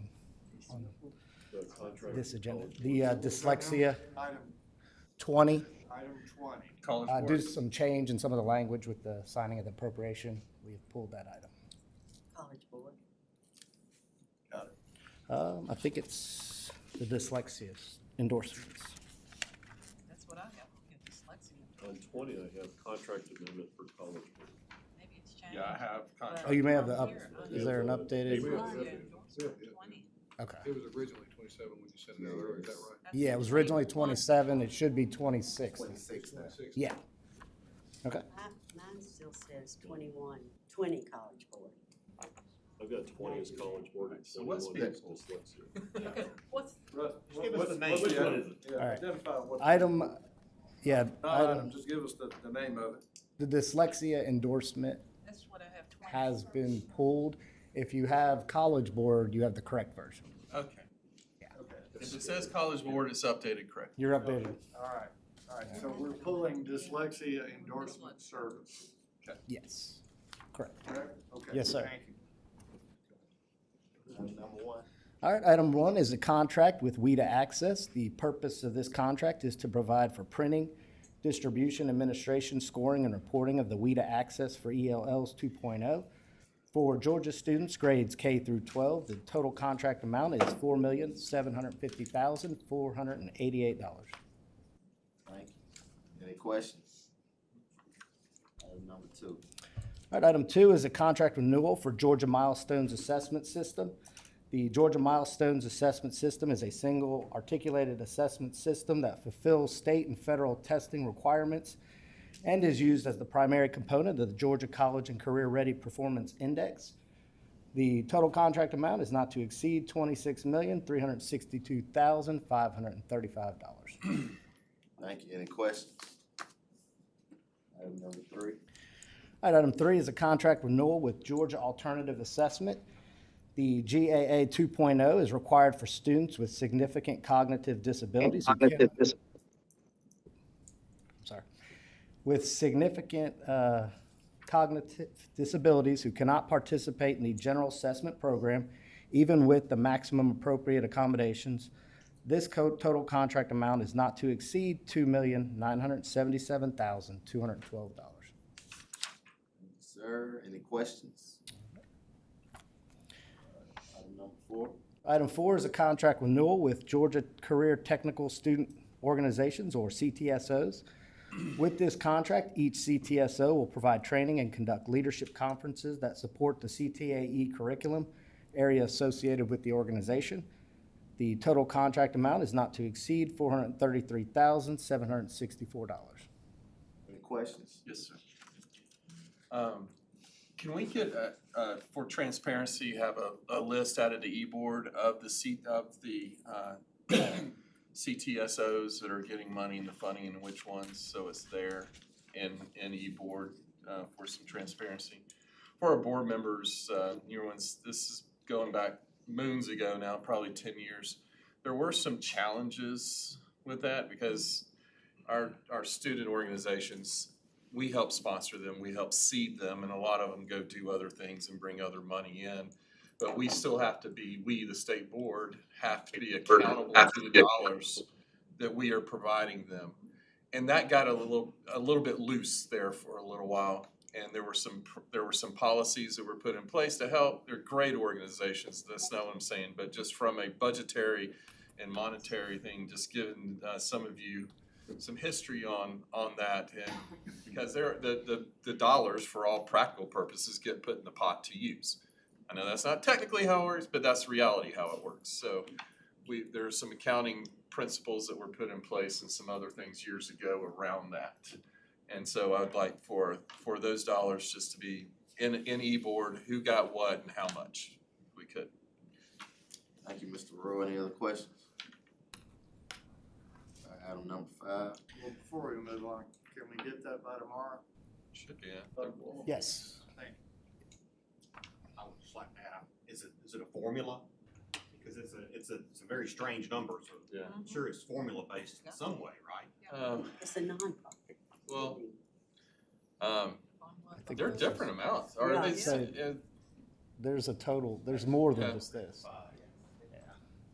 Yeah, there are the different amounts. I mean, Depending on the organization. yeah, depending on the organization. Well, that's what I'm getting at. Yeah, is no, that's it's- what I'm saying, It's that- it's an odd, it's a weird Yeah. number, so it's gotta come up, No, we that's, gotta come up with it some way. and that's part of the thank you, because it needs to be there for transparency and for other reasons if they come up, so people can see where those dollars are going and what organizations are doing what with them and ask questions. Accountability. Any other questions or discussion? Okay, thank you. Item number five. All right, this is a contract renewal for Youth Science. The purpose of this contract is to provide students with access to opportunities for career development from middle school through post-secondary. The total contract amount is not to exceed $493,060. Thank you. Any questions? I've got a question. What percentages of our districts are using Youth Science? I don't have that figure off the top of my head, Helen, but I can get that for you. Because in a meeting that I was in for 3 days, Youth Science came up every day for systems, and a lot of them did not know, community people did not know that their children had the opportunity, and some of the districts weren't even using them. And it's been there and it's free, and I was shocked, because as much as we need to have kids aligned with the pathways and with what they can do out in the workforce, this Youth Science gives them the groundwork level to tell you what your skill assessment is, and it's called something else. It's skill assessment. What am I looking for? What's my word? Aptitude. It tells them the aptitude. If we're not using those in every district, shame on us. Mr. Chair, I was actually thinking about Youth Science during the conversation about teacher recruitment and pipeline, and how this could be a tool to help that, because we use them in my profession as an owner. Every time I've gone against it, it's backfired on me. They are, I'm being just 100% honest. I've even used it as an excuse not to hire family for, hey, look, you're a great person, but you're not, this isn't suited to the God-given talents you've been given aren't for this position. I mean, they're not. And it's true. But I was thinking about that during that discussion, and how this really could be leveraged potentially to help with that discussion when that child's use or aptitude comes towards that teaching profession, because it is an aptitude. It is. I'm telling you, if you'd have told me in 8th grade, my daughter, I'm gonna say her name, Mackenzie, would be a special ed teacher in highly contained high school, I'd have told you you're nuts. And she loves it, and it's her passion. So they are relevant, they do work. It's great. I mean, Senator Tippins pushed this big time back in the day, and how we can leverage that, but just bring that up for what it's worth. I mean, every district should be doing it.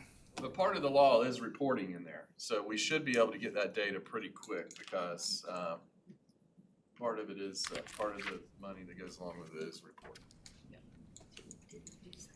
Any other questions or discussion? All right, item number 6. All right, item 6 is our FY25 Georgia Department of Education budget, as defined by the FY25 Appropriations Act. As you can see, our total budget is about $15.5 billion, for which about $13.2 billion is state funds. I've got some of the highlights here.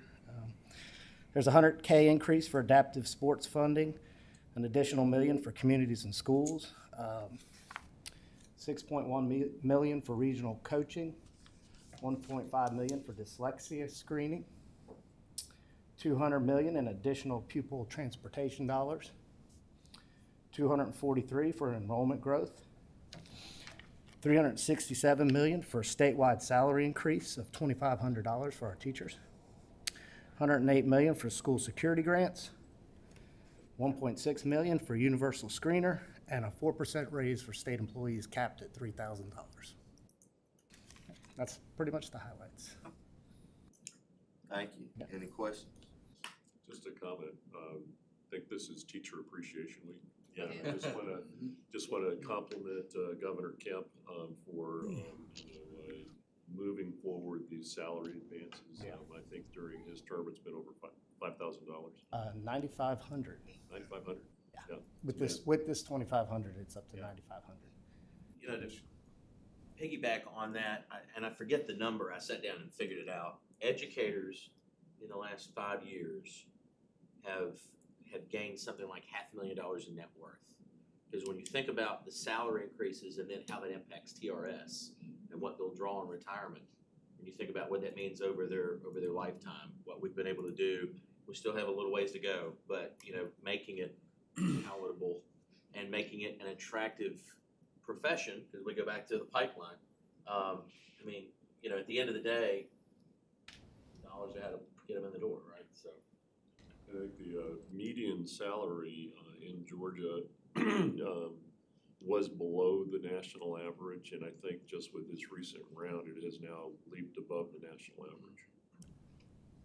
And really, right now, it'd probably be best to, because it's coming up, item number 7 is our state salary schedule. Right. And the starting schedule has gone up from 37,000 to, without looking, to 41,000. I mean, 4,000 on 3, that's over 10% from that. And that's, you know, wish we could do more, but it's definitely in the right direction. And yeah, and Governor Kemp and the legislature should be commended for that. So back to the pipeline discussion. I mean, one of them is money and doing that. But Jason, I think it's important that these kids understand, and back to that thing is TRS and what it means for their future and the retirement that comes. It's not all about the money today. Right. Long term. Yeah, it's not about that money today, but it's about the long term and the difference they make in another kid's lives. Thank you. Any other questions? Since I'm such a money person, I'm sorry, was that out loud? You are. is there a way that this is broken down a little bit more? So under agricultural education, we know. Oh, yeah. Would you like the budget? Yeah. You really want I'd like to see that. Oh, yeah, Only- I can only share because it's that's a my pretty little big, interest. Send her the master spreadsheet with the pivot tables. We'll keep her busy for a month. Wait and consider the disregards. Go ahead and print it out for me. Thank you. I appreciate that. All this. Oh, Lord. I'm sorry. Item number 7. I'm gonna have to, I know you're just surprised here, but y'all leave Helen alone. It's a legitimate question. Y'all are picking at her. I gotta get a new banker. I see it on this page, but Sorry, it's Mr. hard. Chairman Benton, I'm sorry about the digression, but All good. Let's keep moving. Item number 7. All right, as Mike said, that's the state salary schedule, OCGA 20-2-212 and 20-2-167 require the State Board of Education to adopt the annual salary schedule. Thank you. Any questions? Would a motion to increase 25% be out of order?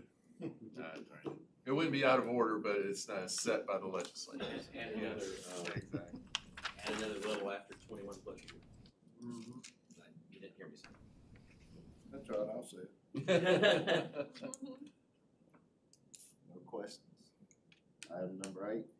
All right, this is our 5-year local facilities plans. OCGA 22-260 requires the State Board of Education to approve all 5-year local facility plans for local school systems to be able to participate in the state's capital outlay program.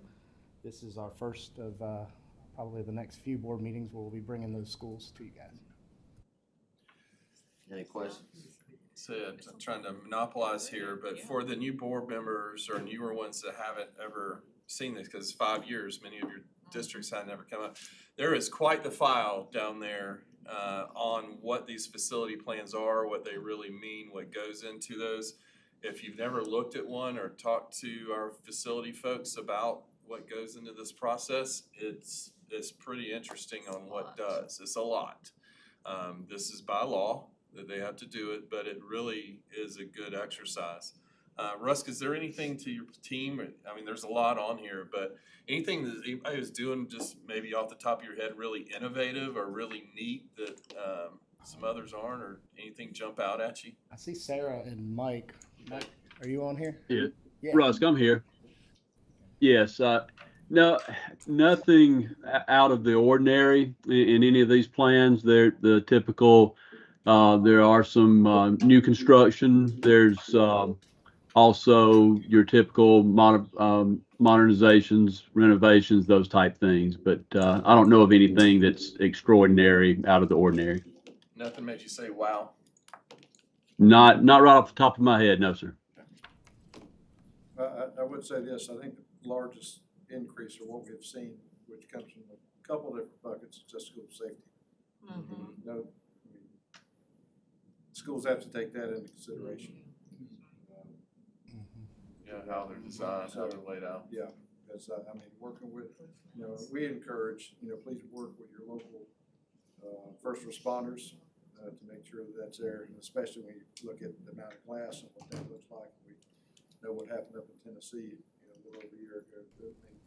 Those are definitely things that our schools have to take in consideration. Unfortunate, but it is what it is.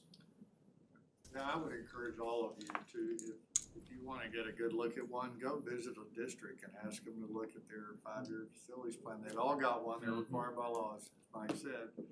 And they all have their own individual focus, but everybody has one. Everybody knows where it is. Talk to their operation director, they can show it to you. They can run you through the whole thing. Any other questions? As a caveat to that, it's interesting to see the larger schools have robust east-losts and what their 5 years facility plans look like compared to some of the Agriculture smaller areas districts that don't. They'll have a lot of conservation easements. Yep. Thank you. Item number 9. All right, item number 9 is a contract, which is TBD for warehouse fulfillment. The purpose of this RFP is to obtain pricing for warehouse fulfillment needs for our SFAs. The amount of this contract is to be determined and should be discussed in executive session. Any questions? Thank you. Item number 10. All right, item 10 is our character education programming. This grant is to support 125 identified schools to implement the Leader in Me character education programming within their schools. The total grant amount is not to exceed $3,427,205. Thank you. Any questions? Just want to chime in on this, really excited about this. Going as a Leader in Me, it kind of was born out of, I won't say Bibb County, but we were the first ones when I was on the Bibb County board. All the schools there are Leader in Me schools. We have Lighthouse schools, which are their top achieving nationwide schools through the Leader in Me program. And so Senator John Kennedy from Macon wanted to expand that.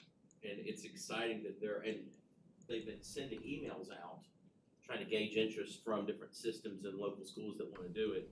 And one of the things that I made it very well known, I wanted to have it spread out so it wasn't just clustered in certain areas. I really wanted to see some of the rural systems take advantage of this, and we're seeing those. So I'm excited to see this continue to grow, and you see real benefit from this. I mean, you really do. The kids buy into it, and it's just a great program. Jason, our system got the information. Did you? Good. Thank you all. Item number 11. All right, this is a contract for Communities and Schools of Atlanta. The purpose of this contract is to fund and support affiliates implementing the Communities and Schools model for dropout prevention and recovery. The total contract amount is not to exceed $600,000. Thank you. Any questions? I just want to make a comment. It's, I'm glad to see that going on in the metro Atlanta area. And Dr. Johnson, you are doing a phenomenal job. Yes. And I just love what you and your team are doing in the different schools. Thank you so much. Yes. Thank you.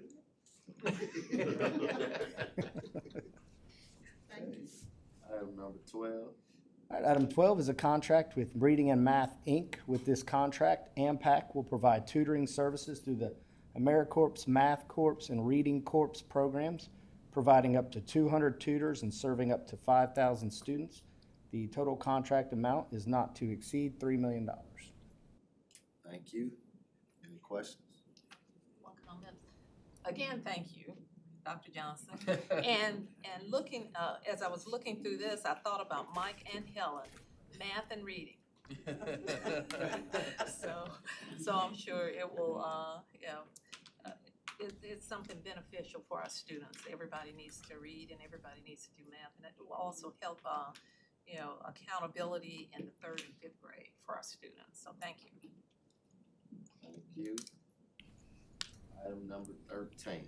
All right, item 13 is our FY25 Graduate Ready to Attain Success in Post-Secondary Grant, or GRASP. The purpose of this grant is to provide identified high schools with funding for one additional counselor to support a specific and limited caseload of at-risk students in achieving academic, personal, and career development success. The total grant amount is not to exceed $2,830,684. Thank you. Any questions? I've just got a question because this is under Dr. Johnson also, and give me an idea, I know how you're navigating all this, and who is working with you on this? On the grass, on the Uh-huh. grass grant? Okay, I'm sorry. Uh-oh. Okay. Let me get ready to talk here. Okay, on the grass grant, on everything that's dealing with, grass is, I mean, that's in our department now. So we actually have a program specialist that actually supports the graduation program now. And it's just like she's a member of our team. Did we meet her at Gale? Or she was helping with special ed, right? She did not come to Gale. No. She did not. But, I mean, so we have just kind of taken that on, that if the school is they've scored below 75 percentile on graduation rate. So they have a GRASP counselor that is assigned to their high school, and her name's Ruby, she oversees those specialists that are in those 20 high schools. Right. And provides their work and support. You had a way to figure out how you were gonna bring it back to. Yes, I was gonna say, they just, everybody gets a continuous improvement team. Right. So they have their school improvement plan and, you know, their guidance. Good job, thank you. Thank you. Thank y'all. Question. Be sure I'm not missing something. So the board item is 2.83 million, but the allocations are 2.7 even. Do not have the allocation sheet. I can double check that for you. It Okay. should be, I have 2.8, but Say that again. The board item says that the amount to be awarded is $2,830,684. But then the allocation sheet has an even $2.7 million.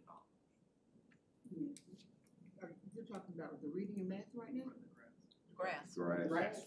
Oh, okay, that's for the 20 high schools with the graduation rate below the 75. Yeah, I'm trying to, tell me what your question is. I'm The trying numbers to- don't match. $100,000 There's the allocation versus the budget amount. Recommended award. I was trying to hear you, but I'm not exactly sure what you're asking me. So there's a position that is also funded through the grant that's not included in the application. So we're awarding 2.7 million to districts. Correct. Right. But then the difference is administrative. Yes. It's to set aside for administrative costs. Okay. Right, For that one part, right. for that person. Then I'm sorry if I missed that in the board item. No, it's It's an okay. item, it's in the scope of the grant. No, I wasn't sure. I was like, bro, we're talking about the reading and math. Okay. Because I had $3 million on that one, so, but it's okay. Thank you. Thank you for your question. Item number 14. all right, item 14 is a contract renewal with Keystone Peer Review Organization, or KEPRA. The purpose of this contract is to extend the expansion of the statewide employee assistance program contract with KEPRA to provide counseling services at no cost to all local education agency employees. This contract is not to exceed $1,149,207. Thank you. Any questions? I do just, how are they providing these services? Are they going, I mean, that's not, I mean, when you look at, 1.1 million is a lot of money, but when you look at the scope of the state of Georgia, that's not much at all. What are they focused on? Is there different areas, or how are they providing this? So it's an employee assistance program, and there's a website and a 1-800 number, and so we articulate that to all of our LEAs. So if I wanted to reach out and take advantage of those free services, I simply call and contact, and those services are available to each employee. Counseling services, financial planning, and those counseling services can range from financial to maybe you're having to become a caregiver or whatever stressors might happen. So that's how it works. It's really a confidential counseling service that supports the individual where they are. So it's really an overall statewide EAP that's out there. Yeah, exactly. What kind of participation are you having with this? I don't have that number directly off of my head, but do you know, JC? Last year we have 1,800. It's in the- 1,816. Yeah. Okay, sorry, it was in there. Contact. And each person can have 4 sessions per year under that? But the regular insurance that we have as teachers, that doesn't cover it, right? The regular insurance, any services in that would be separate from. This? So this is additional. Well, this could be financial, this, Yeah. Individuals can participate in as well. Okay. I believe a lot of this came out of the work of the teacher burnout report. Uh-huh. The teachers were asking for additional help in those areas, and I've definitely spoken with teachers who do. it almost sounds like It wasn't this. just stress, it was find other things, coping Couple with fear. things that can create stress, and it Professional was counsel. sort of providing those services for employees. It almost sounds like this is even as much of a traffic cop as anybody from the call and get affiliated other services, get it pointed in the right direction and provide some or point or help them to get in the end. Any other questions? Thank you. Item number 15. All right, item 15 is the Georgia Leader and Educator Acceleration and Development System Pilot Participation Grant, or Georgia Leads. Purpose of this grant is to provide funding to local education agencies to assist in the pilot phase of the Georgia Leads implementation. The total grant amount is not to exceed $4,598,272. Thank you. Any questions? Is this taking the place of TEACS, Georgia Leads? And so how do we, is it completely structured now? Well, I mean, it's during the pilot phase, so I mean, we have a baseline with that, and of course, implementation now. With the initial rollout, I think districts and Matt, but I think they'll have an option. Okay. Right now, we're in the pilot stage. There'll be 17 schools or districts that have been identified, some in year 1, some in year 2. We'll begin to really educate and share the information about the pilot program this year and beginning in the fall of 25. Districts will then make a choice at the local level whether they want to remain with the TEACS legacy evaluation system or whether they want to move to the Georgia Leads. And so what's happening during this pilot program is all of the that alternative approach to evaluation, which really focuses on coaching and feedback and a continuous improvement cycle. That's all being built out with teacher and leader voice input, and then it'll be made available at a statewide level. There's one on here that's jumping out at me in the allocations. I mean, this is, I support this. What are they doing? Doherty County has got significantly more than. Yeah, so the allocations are based on the actual number of schools and our teachers that are involved in the pilot. So, for example, Doherty County might have every single one of their schools. They don't, but if they did, that's why their number is higher, because they have a larger number of schools participating. And so the allocation is based on a per teacher participation. And that was completely up to the district pilots, if they wanted the entire district or if they wanted some of their schools. No, that's great. I'm glad they are. Congratulations to them. It's just an anomaly on. Well, they're actually, they were in pilot year 1, and so our pilot year 1 schools were given the option to actually expand their participation in the pilot program. And so because they found the pilot to be very conducive to where they wanted their district to move, that's why they opted to have all of their schools to actually participate. Thank you. Any other questions? Item number 16. All right, item 16 is a contract renewal for Advance for Kids. This contract will ensure that the GSD students receive occupational, physical, and speech therapy in accordance with their IEP plans. Total contract is not to exceed $291,720. Thank you. Any questions? Item number 17. All right, this is a contract renewal with ATC Healthcare Services. ATC Healthcare Services provides nursing services to meet the individualized education program needs for Georgia Academy of Blind students. The contract is not to exceed $260,000. Thank you. Any questions? Okay, item number 18. This is a contract renewal with Georgia Enterprises for products and services. The purpose of this contract is to provide American Sign Language interpreting services. The total contract amount is not to exceed $750,000, and that's an up to amount, not the. Any questions? Okay. Item.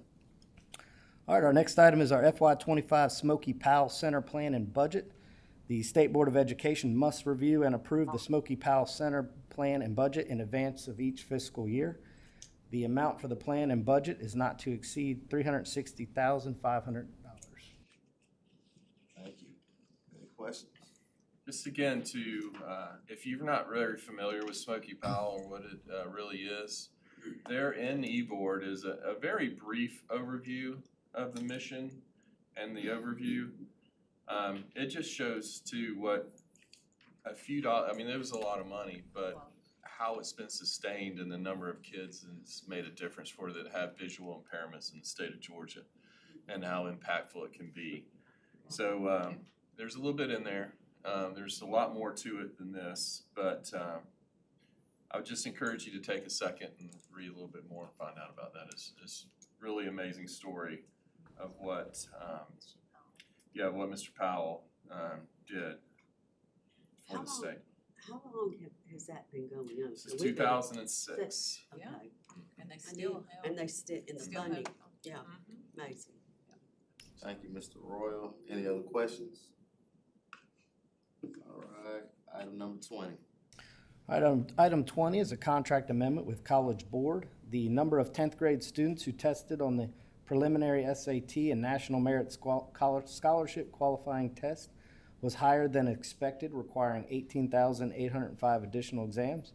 The amendment amount is $270,810 to bring the total contract not to exceed $1,460,810. Any questions? I see that there were 18,805 additional exams that were needed. Is that because of?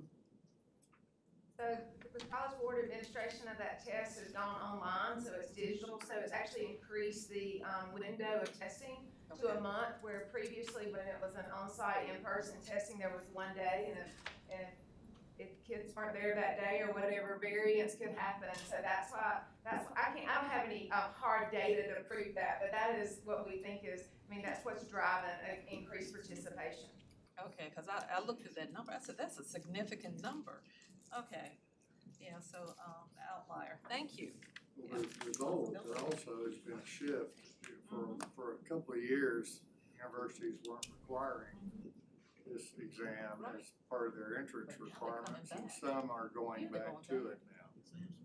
So that may have So that may be additional outlier, Okay, thank you. Thank you for the question. Next item. All right, item 21 is the grant for dyslexia screeners. The purpose of this grant is to award LEA's funds to purchase dyslexia screeners for use in identifying students with characteristics of dyslexia. The total grant amount is not to exceed $5,022,090. Any questions? I've got a question. I'm just, I'm thinking that because we're in the budget part of our schools, and this money was funded for dyslexia in that House Bill 48, is this correct? That I know we approved some screeners back in 2023, but does that mean that they're going to select from those screeners, or are we going to wait until all this process is done? So their school districts are already selecting from the current approved list of screeners for dyslexia. And this, these allocations, they will use that allocation to purchase the screener that they selected from the current approved list. From this one that we had. So out of this list, there are probably just two that aren't on the whole broad list of House Bill 538 and Senate Bill 48. And this funding is directly related to the dyslexia screen. Right. But I guess my question is that if you select a universal screener, generally that universal screener will cover characteristics of dyslexia and reading. So I would say that districts are making those selections at the local level based on the approved list. So as a district, they would be looking at the approved list of dyslexia screeners, they would be looking at the approved list of universal screeners. Likewise, they'll be looking at the approved list for high-quality instructional materials.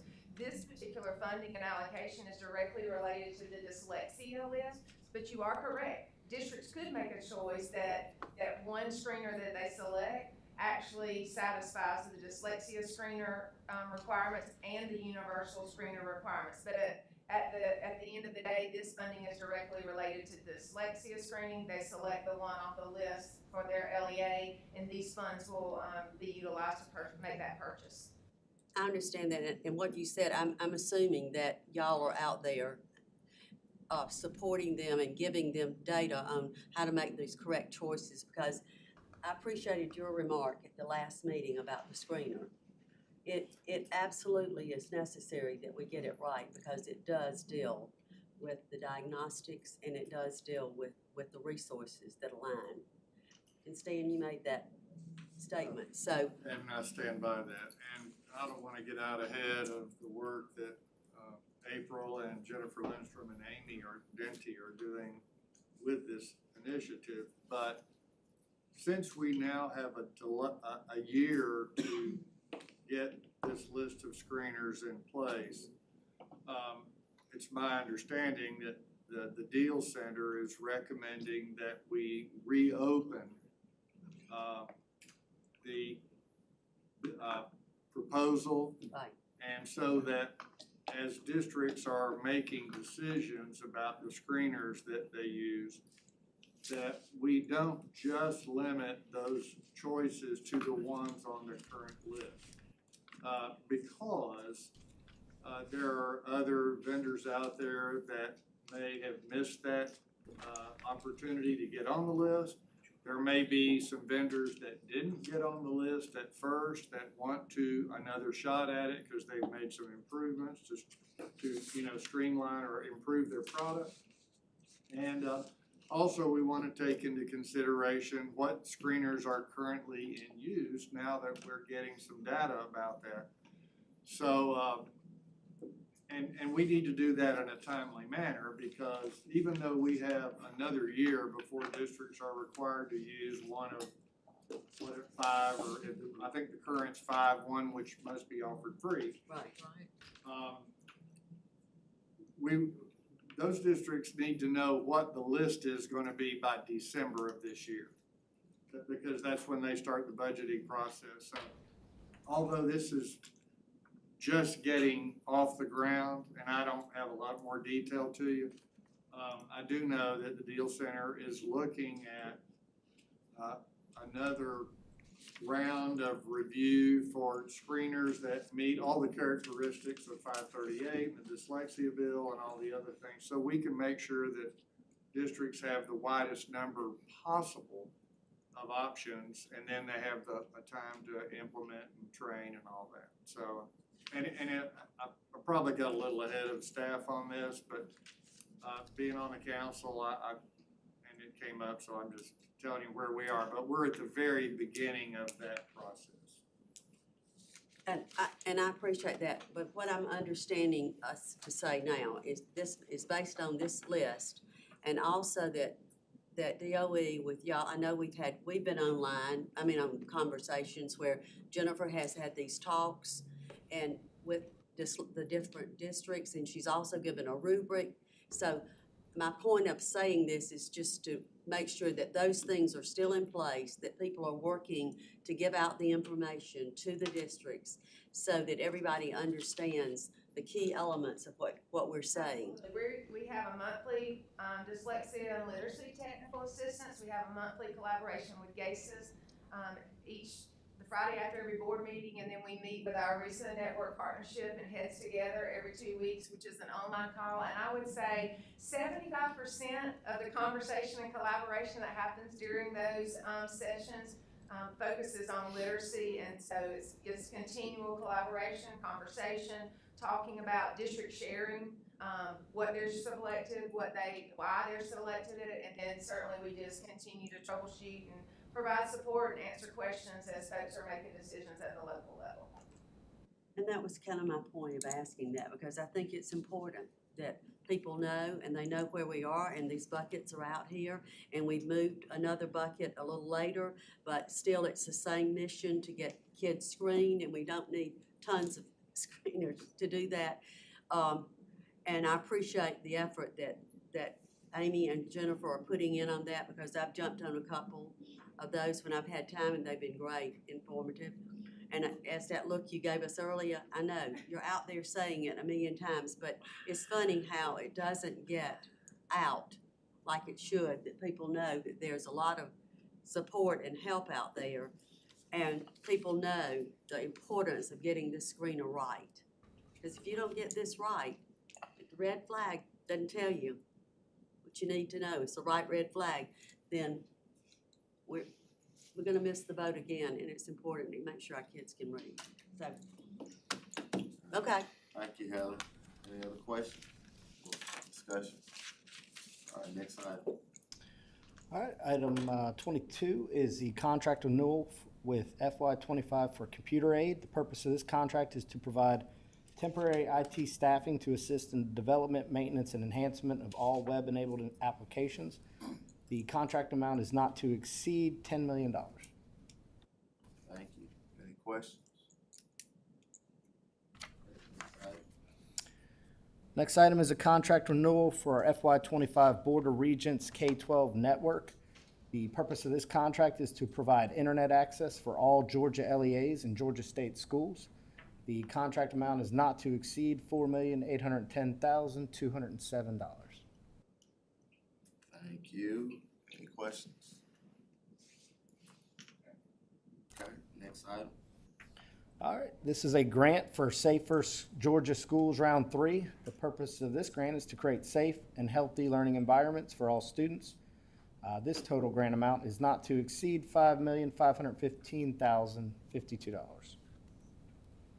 Very much. I would just like, Mr. Hill to give us an update on grant and let us know how many districts have taken advantage of this opportunity. Absolutely. Good afternoon. I would say for round 3, we had 130 applicants. This is round 3 only. And 63 school districts were awarded. The maximum award was $100,000. And if you take round 1, 2, and 3, we basically are left over with about $30,000. For all intents and purposes, we have exhausted the funds, which is really good. Is there anything in particular you want to tell us about grants that they have accomplished with through these grants? Well, round 3 is really unique in the fact that it just has a cyber focus. So when we think about school security, sometimes we think about the physical security for kids. But for this area, we're talking about their information, cyberbullying, also protection from harmful content. And one unique feature with this one is the really encouraging schools to provide a way they can give parents access to what kids have been searching for. Because we really want to protect our kids for what they're searching for, but also protect their identity as well. There's also cyberbullying aspect to it too, to help with monitoring, additional firewalls. So that's for round 3. The round 1 and 2, just like we talked about in previous meetings, huge focus on facility upgrades, bullet-resistant glass, film, and things like that. So we really feel good about the grants and getting the money out. And for round 3, if you apply for round 1 and 2, you're still eligible for round 3. Okay, thank you. That's important because cyberbullying is becoming a menace in the schools with our kids on their devices. So I'm glad to see this. It is, but I think the bigger thing is probably making sure that parents have access to what their kids are searching for. To make sure that if a parent comes in and says, I want to know, with all the devices that have been issued over the past several years, kids are having devices at school and they're taking those devices back at home. What are they searching for? Do the firewall protections that were at the school previous, do they carry over to these new devices? And this really gives them the opportunity to really expand those capabilities. Well, proof of that, we're probably about to see. We're about to have our waivers, and how many of them involve something that happened on a device revolved around an incident at school based on the palm of their hand. But we can give I think the list of all the schools that were awarded or all the districts are there. So we have broad representation, which we feel really good about. Thank you, I appreciate it. Thank you so much. One question. So this is federal funding and we've exhausted it. Is you expect it or to be renewed, or is this a one-off? This looks like a one-off. This is from the Biden administration. They may have that, but it's a big chunk of money. It's over $30 million for all the different states. We got $30 million plus, of course, but I haven't heard any word, but it's an election year, you never know. Okay, thank you. Mr. Chairman. Yes. Hey, I just want to thank Mr. Justin for all he's doing to really help get these grants out here and disseminated and making sure that districts know what are available.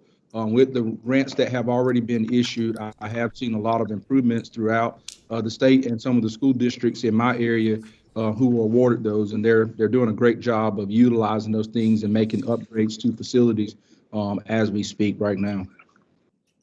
I appreciate that, Mr. Ellis. One of the things that we've done is just a lot of professional learning on the front end. And in fact, we have 2 sessions next week on awardees to really help them implement this. So I think a lot of work to let people or help them fill out this application so that they can maximize the funds. Yes, sir. Thank you.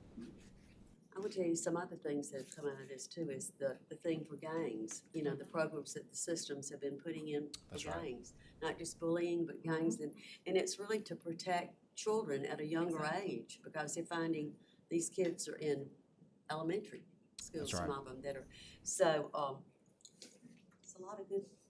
Yeah, school safety is such a comprehensive topic. Right. You know, not only just physical security, intruders, but also looking at cyber pieces, training aspects to it. I mean, there's just a lot to make sure that we equip everybody. Thank you. Sure. All right, else anything on items 25 and 26 you'd like to share? No, I think it's a pretty straightforward list, unless there's any questions. I have a question on, that's yours. The recurring contract for Dr. Curtis Jones.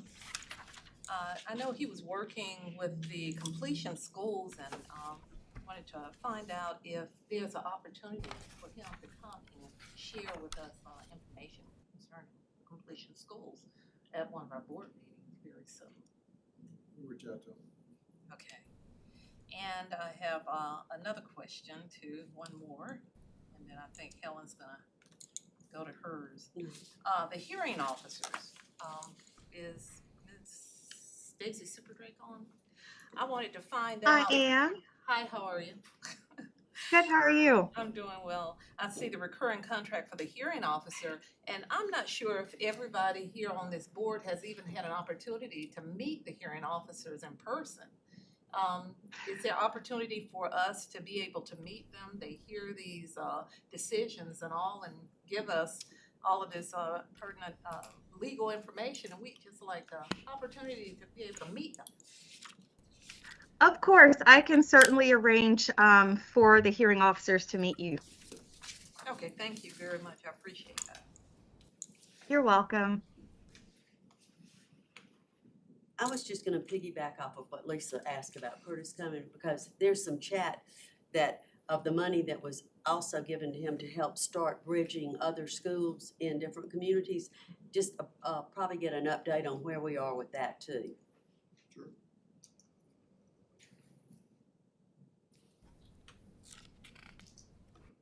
Done?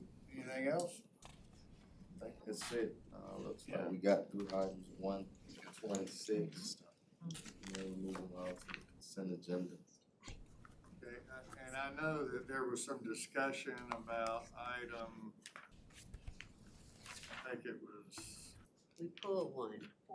20. well, one was removed from the list, and so it won't be on there, but there were a couple that we talked about a little bit. And there was some, and I'm trying to go back and, one use, it may have just been the the state budget, or the state salary schedule. I just wanna make sure that nobody has any interest in pulling anything for a separate vote, do you? All right, anybody online? I know we have 2 board members online. Okay, I'm sorry, I just wanna make sure I heard that Absolutely. right. Okay. That concludes the business of the budget committee. We have, the speaker. Got it. Yes. Now we have a presentation from the Department of Audits and Accounts. Yes. All right. We have the state auditor, Mr. Greg Griffin, who's gonna do a presentation for us. Who's now probably wishing that he went first instead of last. Well, he got to see our deliberation and thoughtfulness on how we're spending the state's money. That's right. I didn't want to throw Rusk off, so Thank you for being here. thank you. Thank you for the opportunity to be here and speak with you today, Mr. Chairman and members of the board. I just wanted to have a brief conversation, speak to you about a topic and an issue and a summer project that most likely many of you are not aware of and is not on your radar at the moment.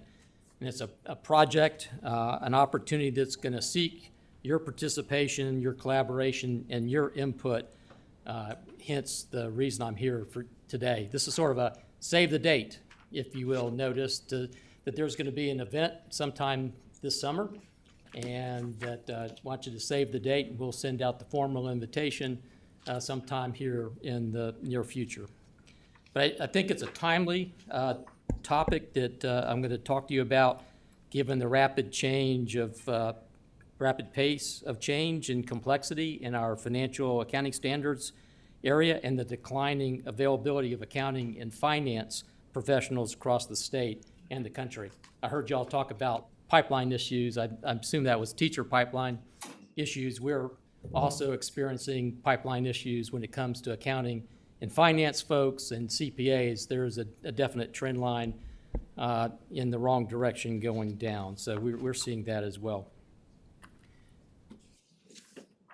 So the summer project I mentioned, I've been tasked with is to develop a proposal for an optional financial reporting framework for smaller local governments. And that would or could include the LEAs. And the goal would be to develop a framework that is simpler than today's reporting framework, yet maintain accountability. So I want to take a step back. I know that's a lot, and sort of give you some background and context of how we got here today. So on this slide here on page 3, for those of you that are unfamiliar, the House Rural Development Council, I'll refer to that as the RDC going forward, was created in 2017 to work with rural communities to find ways to encourage economic growth and job creation. During 2023, the council met 4 times, and one of the issues that it was concerned with was the increasing number of delinquent audit report submissions that come to my office every year. Again, every local government is required to send their audit reports to me 6 months after their year end. Those that don't end up on a non-compliance list. Non-compliance means that they are ineligible to receive state and federal grant money. So it's very important that they get those audits completed. The RDC recommended that the Department of Audits form a working group to provide recommendations by the next legislative session to reduce the accounting and auditing burden on municipalities, counties, and authorities. And providing for an optional reporting framework is one way to accomplish that. So again, the reason I'm here today, give you a heads up that the LEAs were sort of brought into the scope of that working project, and we're certainly going to be looking for your input and collaboration on that as we move forward. On this slide, I don't want to get too technical. I'm trying not to, but before we go any further in this conversation, you're going to hear the terms that you see up on this slide around this issue and as we discuss it further. The first column there is the simplest one. It's GAAP, is generally accepted accounting principles. For us, for governmental entities, those requirements are defined by the Governmental Accounting Standards Board. The second column that you see there is about financial reporting frameworks. There can be multiple frameworks, and a framework is a specific set of accounting principles and methods used to determine financial statements and reports. And as you see there, GAAP is just one financial reporting framework. There are others, such as cash, modified accrual, et cetera, and et cetera. And then under the third column is what we're really here to talk about a little later, is regulatory basis reporting framework. This is a framework that's defined by a regulatory agency for financial reporting compliance. So a good example of this would be the state's budgetary compliance report. So state agencies report every year under a regulatory reporting financial framework for budgetary compliance purposes, and it's the BCR every year.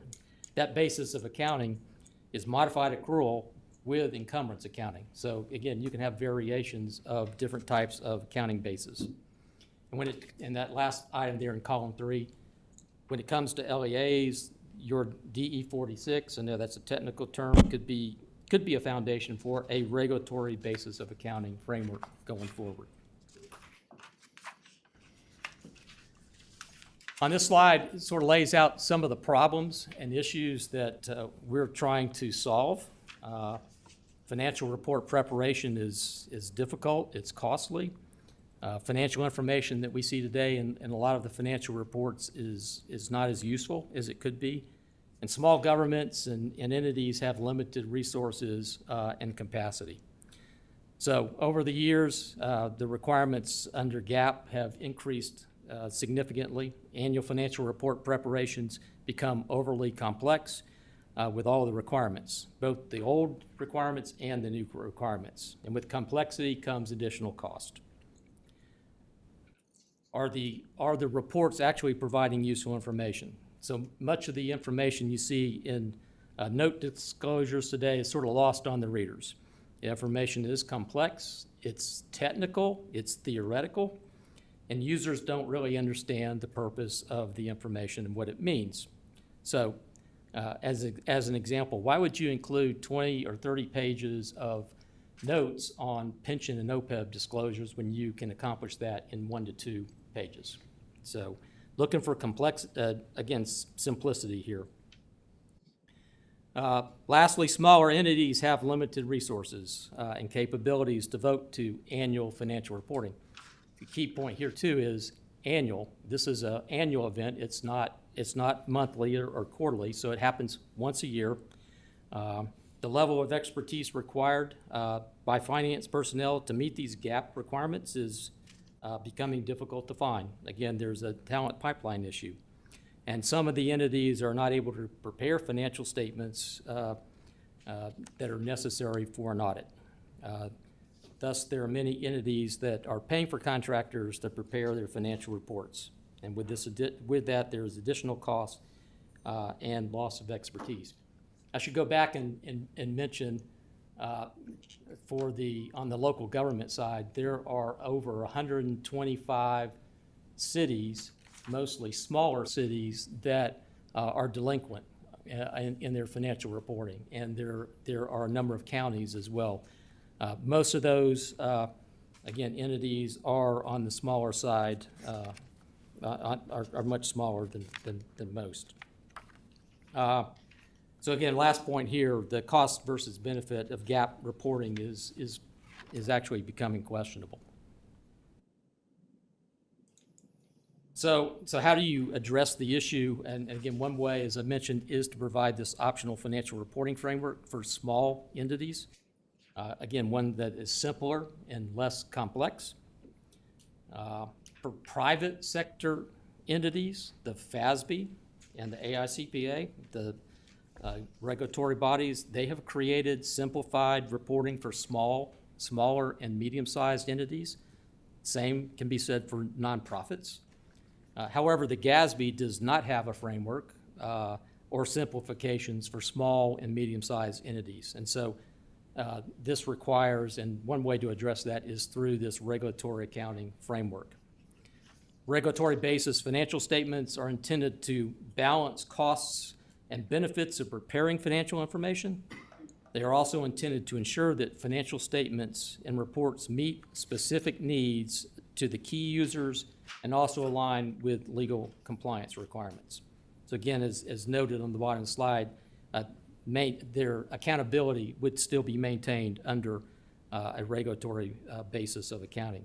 And on this slide, it lists out what you can see and what you might expect from what I call little gap or small gap basis of accounting.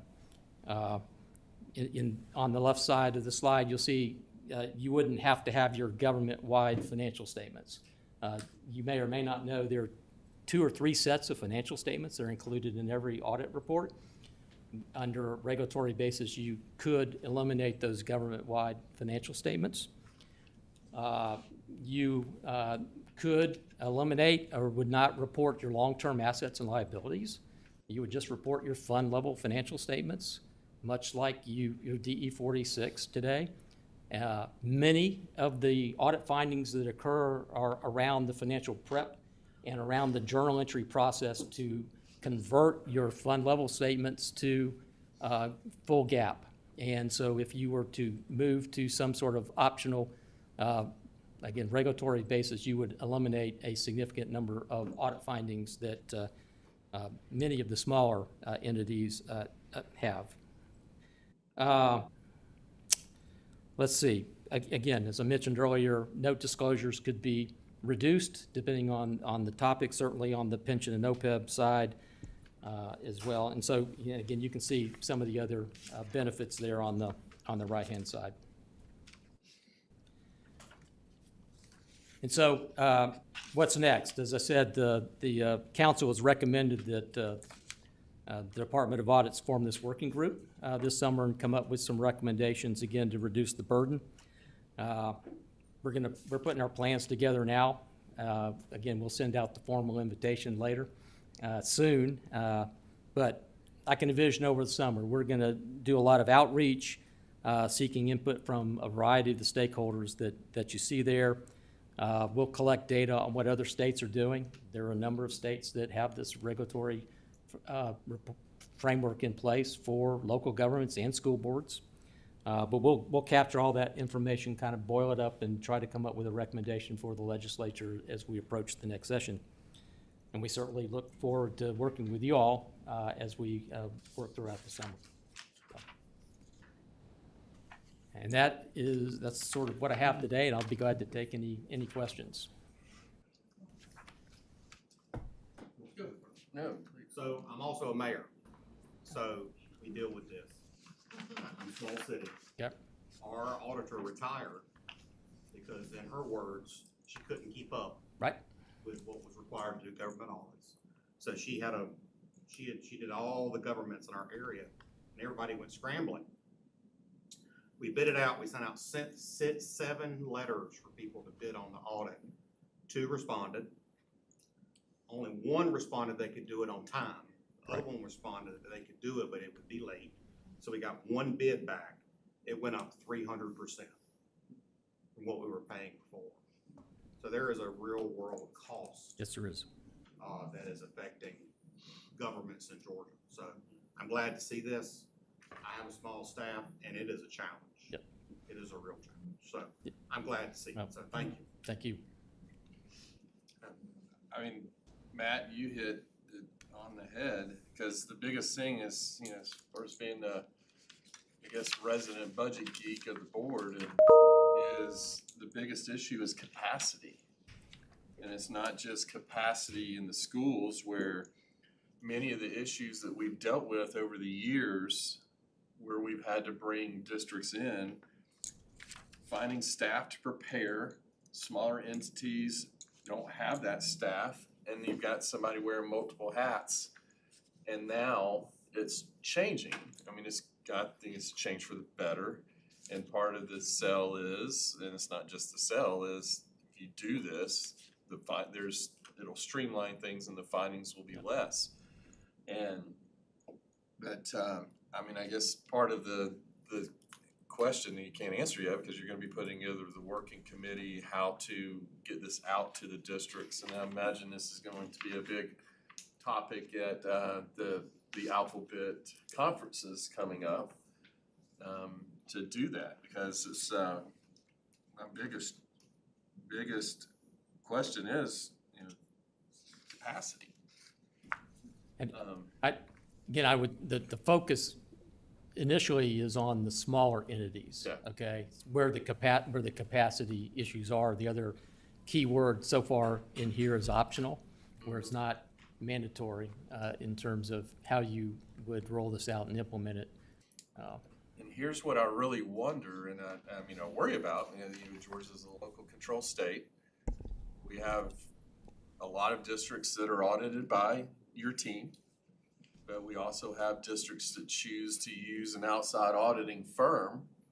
And a lot of those we have challenges with because they don't understand, and particularly how to book some of the COVID dollars and the law changes on combining of dollars, but not combining, you know, all the idiosyncrasies that go along with Title 20 and the legislature and that are outside of regular accounting principles.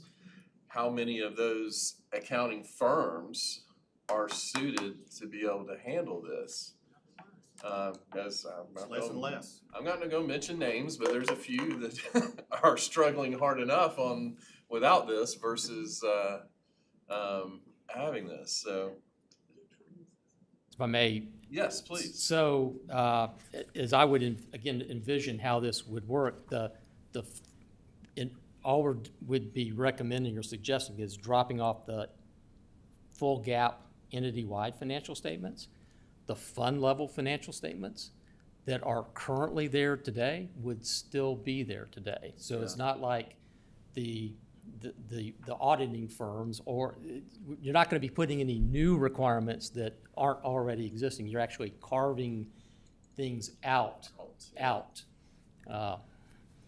And again, for example, rather than booking your pension liabilities, your OPEB liabilities on the financial statements, you would have a one-page note that says my net pension liability is X. If you want to know all about all the actuarial voodoo that goes around all that, go see the Go see the legislature in the state.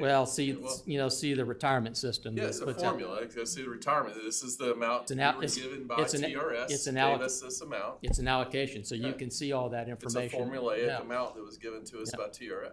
But you'd have one number, and you'd have, again, one-page note that says, we participate in this plan, my net pension liability is this, boom. Same thing with debt. You would not necessarily book the debt on your financial statements, but you would want to include appropriate information for users, debt holders, bondholders, in a note that would still be audited. Yeah. It just wouldn't be booked, and it's those booking entries that cause a lot of the financial findings. That allocation is there. that is the issue. So you're reducing the complexity in the preparation of that audit report. Any other questions from Mr. Griffin? Just a comment. When I was with the Cobb Board of Education and we were going through our budget review processes, we were handed at least a 5-inch thick ream in a binder that kind of talked about not every single chart of accounts or anything, but some of the funds that you're talking about and so forth. But the role of whoever is running the accounting services for the school district is one of the most critical roles, and they're frequently understaffed. Capacity. They're frequently understaffed, and then you may have one person there who's kind of the brain trust, and if they exit for any reason, death, disability, accident, illness, just go down the list, that can be devastating to a district. Yes. To try to find competent people to fulfill that role is a real challenge. Regardless of easing of some of this stuff, it's still going to be a challenge. The talent the pipeline is, again, it's the same issue, that you're seeing on teachers, we're seeing it in the accounting profession and CPAs. It is, again, the trend line does not look good. And you're seeing it today. As you mentioned, the audits are falling further and further behind. If we don't, the number of firms doing these audits at the city level is shrinking, and if you're getting added at the end of the line. Well, something else, we see too is that, let's say that there's a spur of the moment federal program that comes down the line. And Department of Ed has their own guidance relative to the usage of those funds.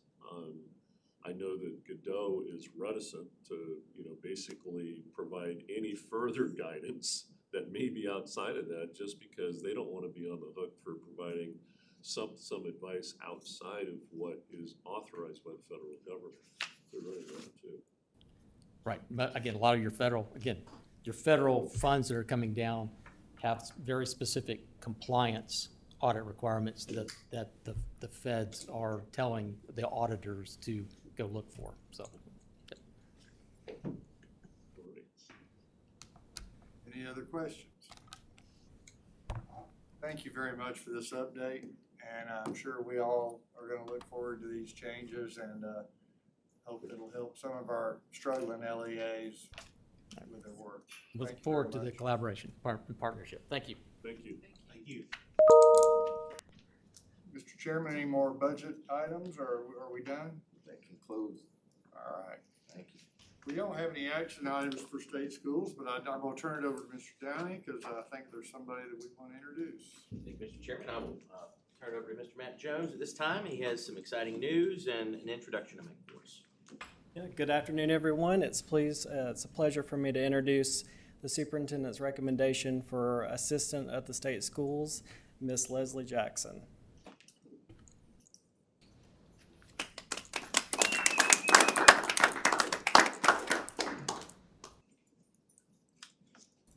Hi, thank you so much for letting me come today. I've met several of you in the past. I believe it was on a basketball court, but I wasn't on there. So I just want to kind of introduce myself a little bit, especially for those of you that haven't met. I'm currently the superintendent at the Georgia School for the Deaf in Cave Spring. I was born in Atlanta, however, I'm a product of Atlanta Public Schools and Cobb County Schools. Had my college education at Berry College and West Georgia College. So I joined Floyd County Schools, and I taught in public school for 13 and a half years. I think that is one of my strongest assets coming into this position, as I understand public education.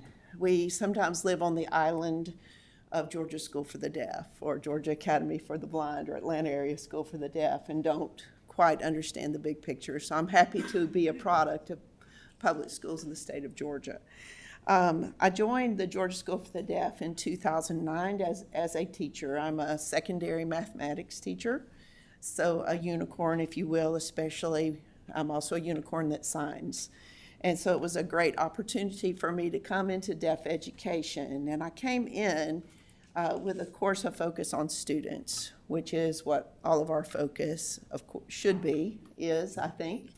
And looking at some students who often do not get the benefit that other students do across the state because of sensory issues that they are born with or acquire before school age. And so when I came into the Georgia School for the Deaf with standards-based instruction, we just rolled out the Georgia Performance Standards at that time. I used the instructional framework. I used formative and summative assessment.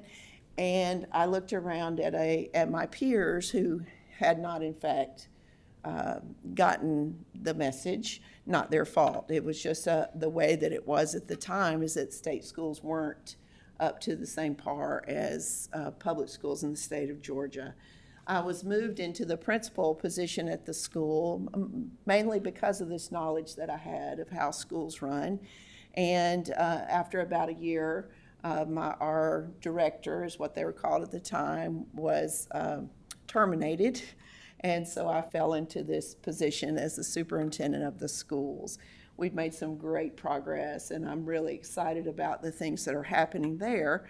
And I am honored to be recognized and invited to be part of this new state schools team that is coming about, a team that will together offer the service and leadership and support to these 3 state schools so that these students can reap the benefit of the work that we do. And we have some very talented staffs at all 3 schools. And we look forward to the opportunity for this team to be a piece of that brings these state schools to where they need to be for students, specifically students with these sensory disabilities, that they're able to access the Georgia Standards of Excellence through specially designed instruction, that these schools were built to provide to the students in the state of Georgia. We're really excited about the successful life outcomes that we will see as these students transition from our schools into their post-secondary areas, whatever those are for those students. Of course, all of ours have IEPs and transition plans, so we carefully look at those things before they leave. I am appreciative and honored by the confidence that has been shown to me for my nomination to this position. And I know that the bottom line is that deaf children and deaf-blind children in the state of Georgia will get the services and the instruction that they so richly deserve. Thank you very much. Anybody have any questions or comments they want to make? Just a familiar face. Thank you for accepting. Glad to be here. Thank you. Thank you very much. Matt, do we have anything else related to state schools we need to talk about? I appreciate the opportunity. Well, thank you and welcome to the expanded role in the team. So we're excited. Thank you, Leslie.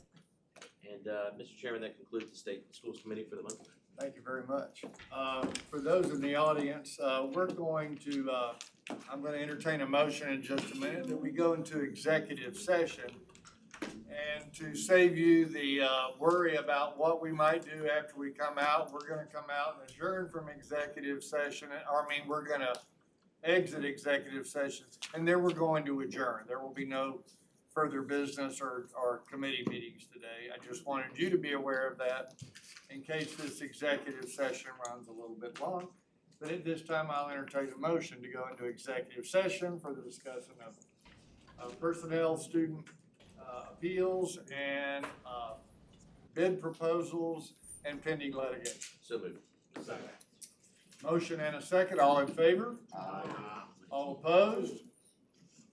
All right, it's 2:44. We will start executive session at 2:50. We'll have a few minutes to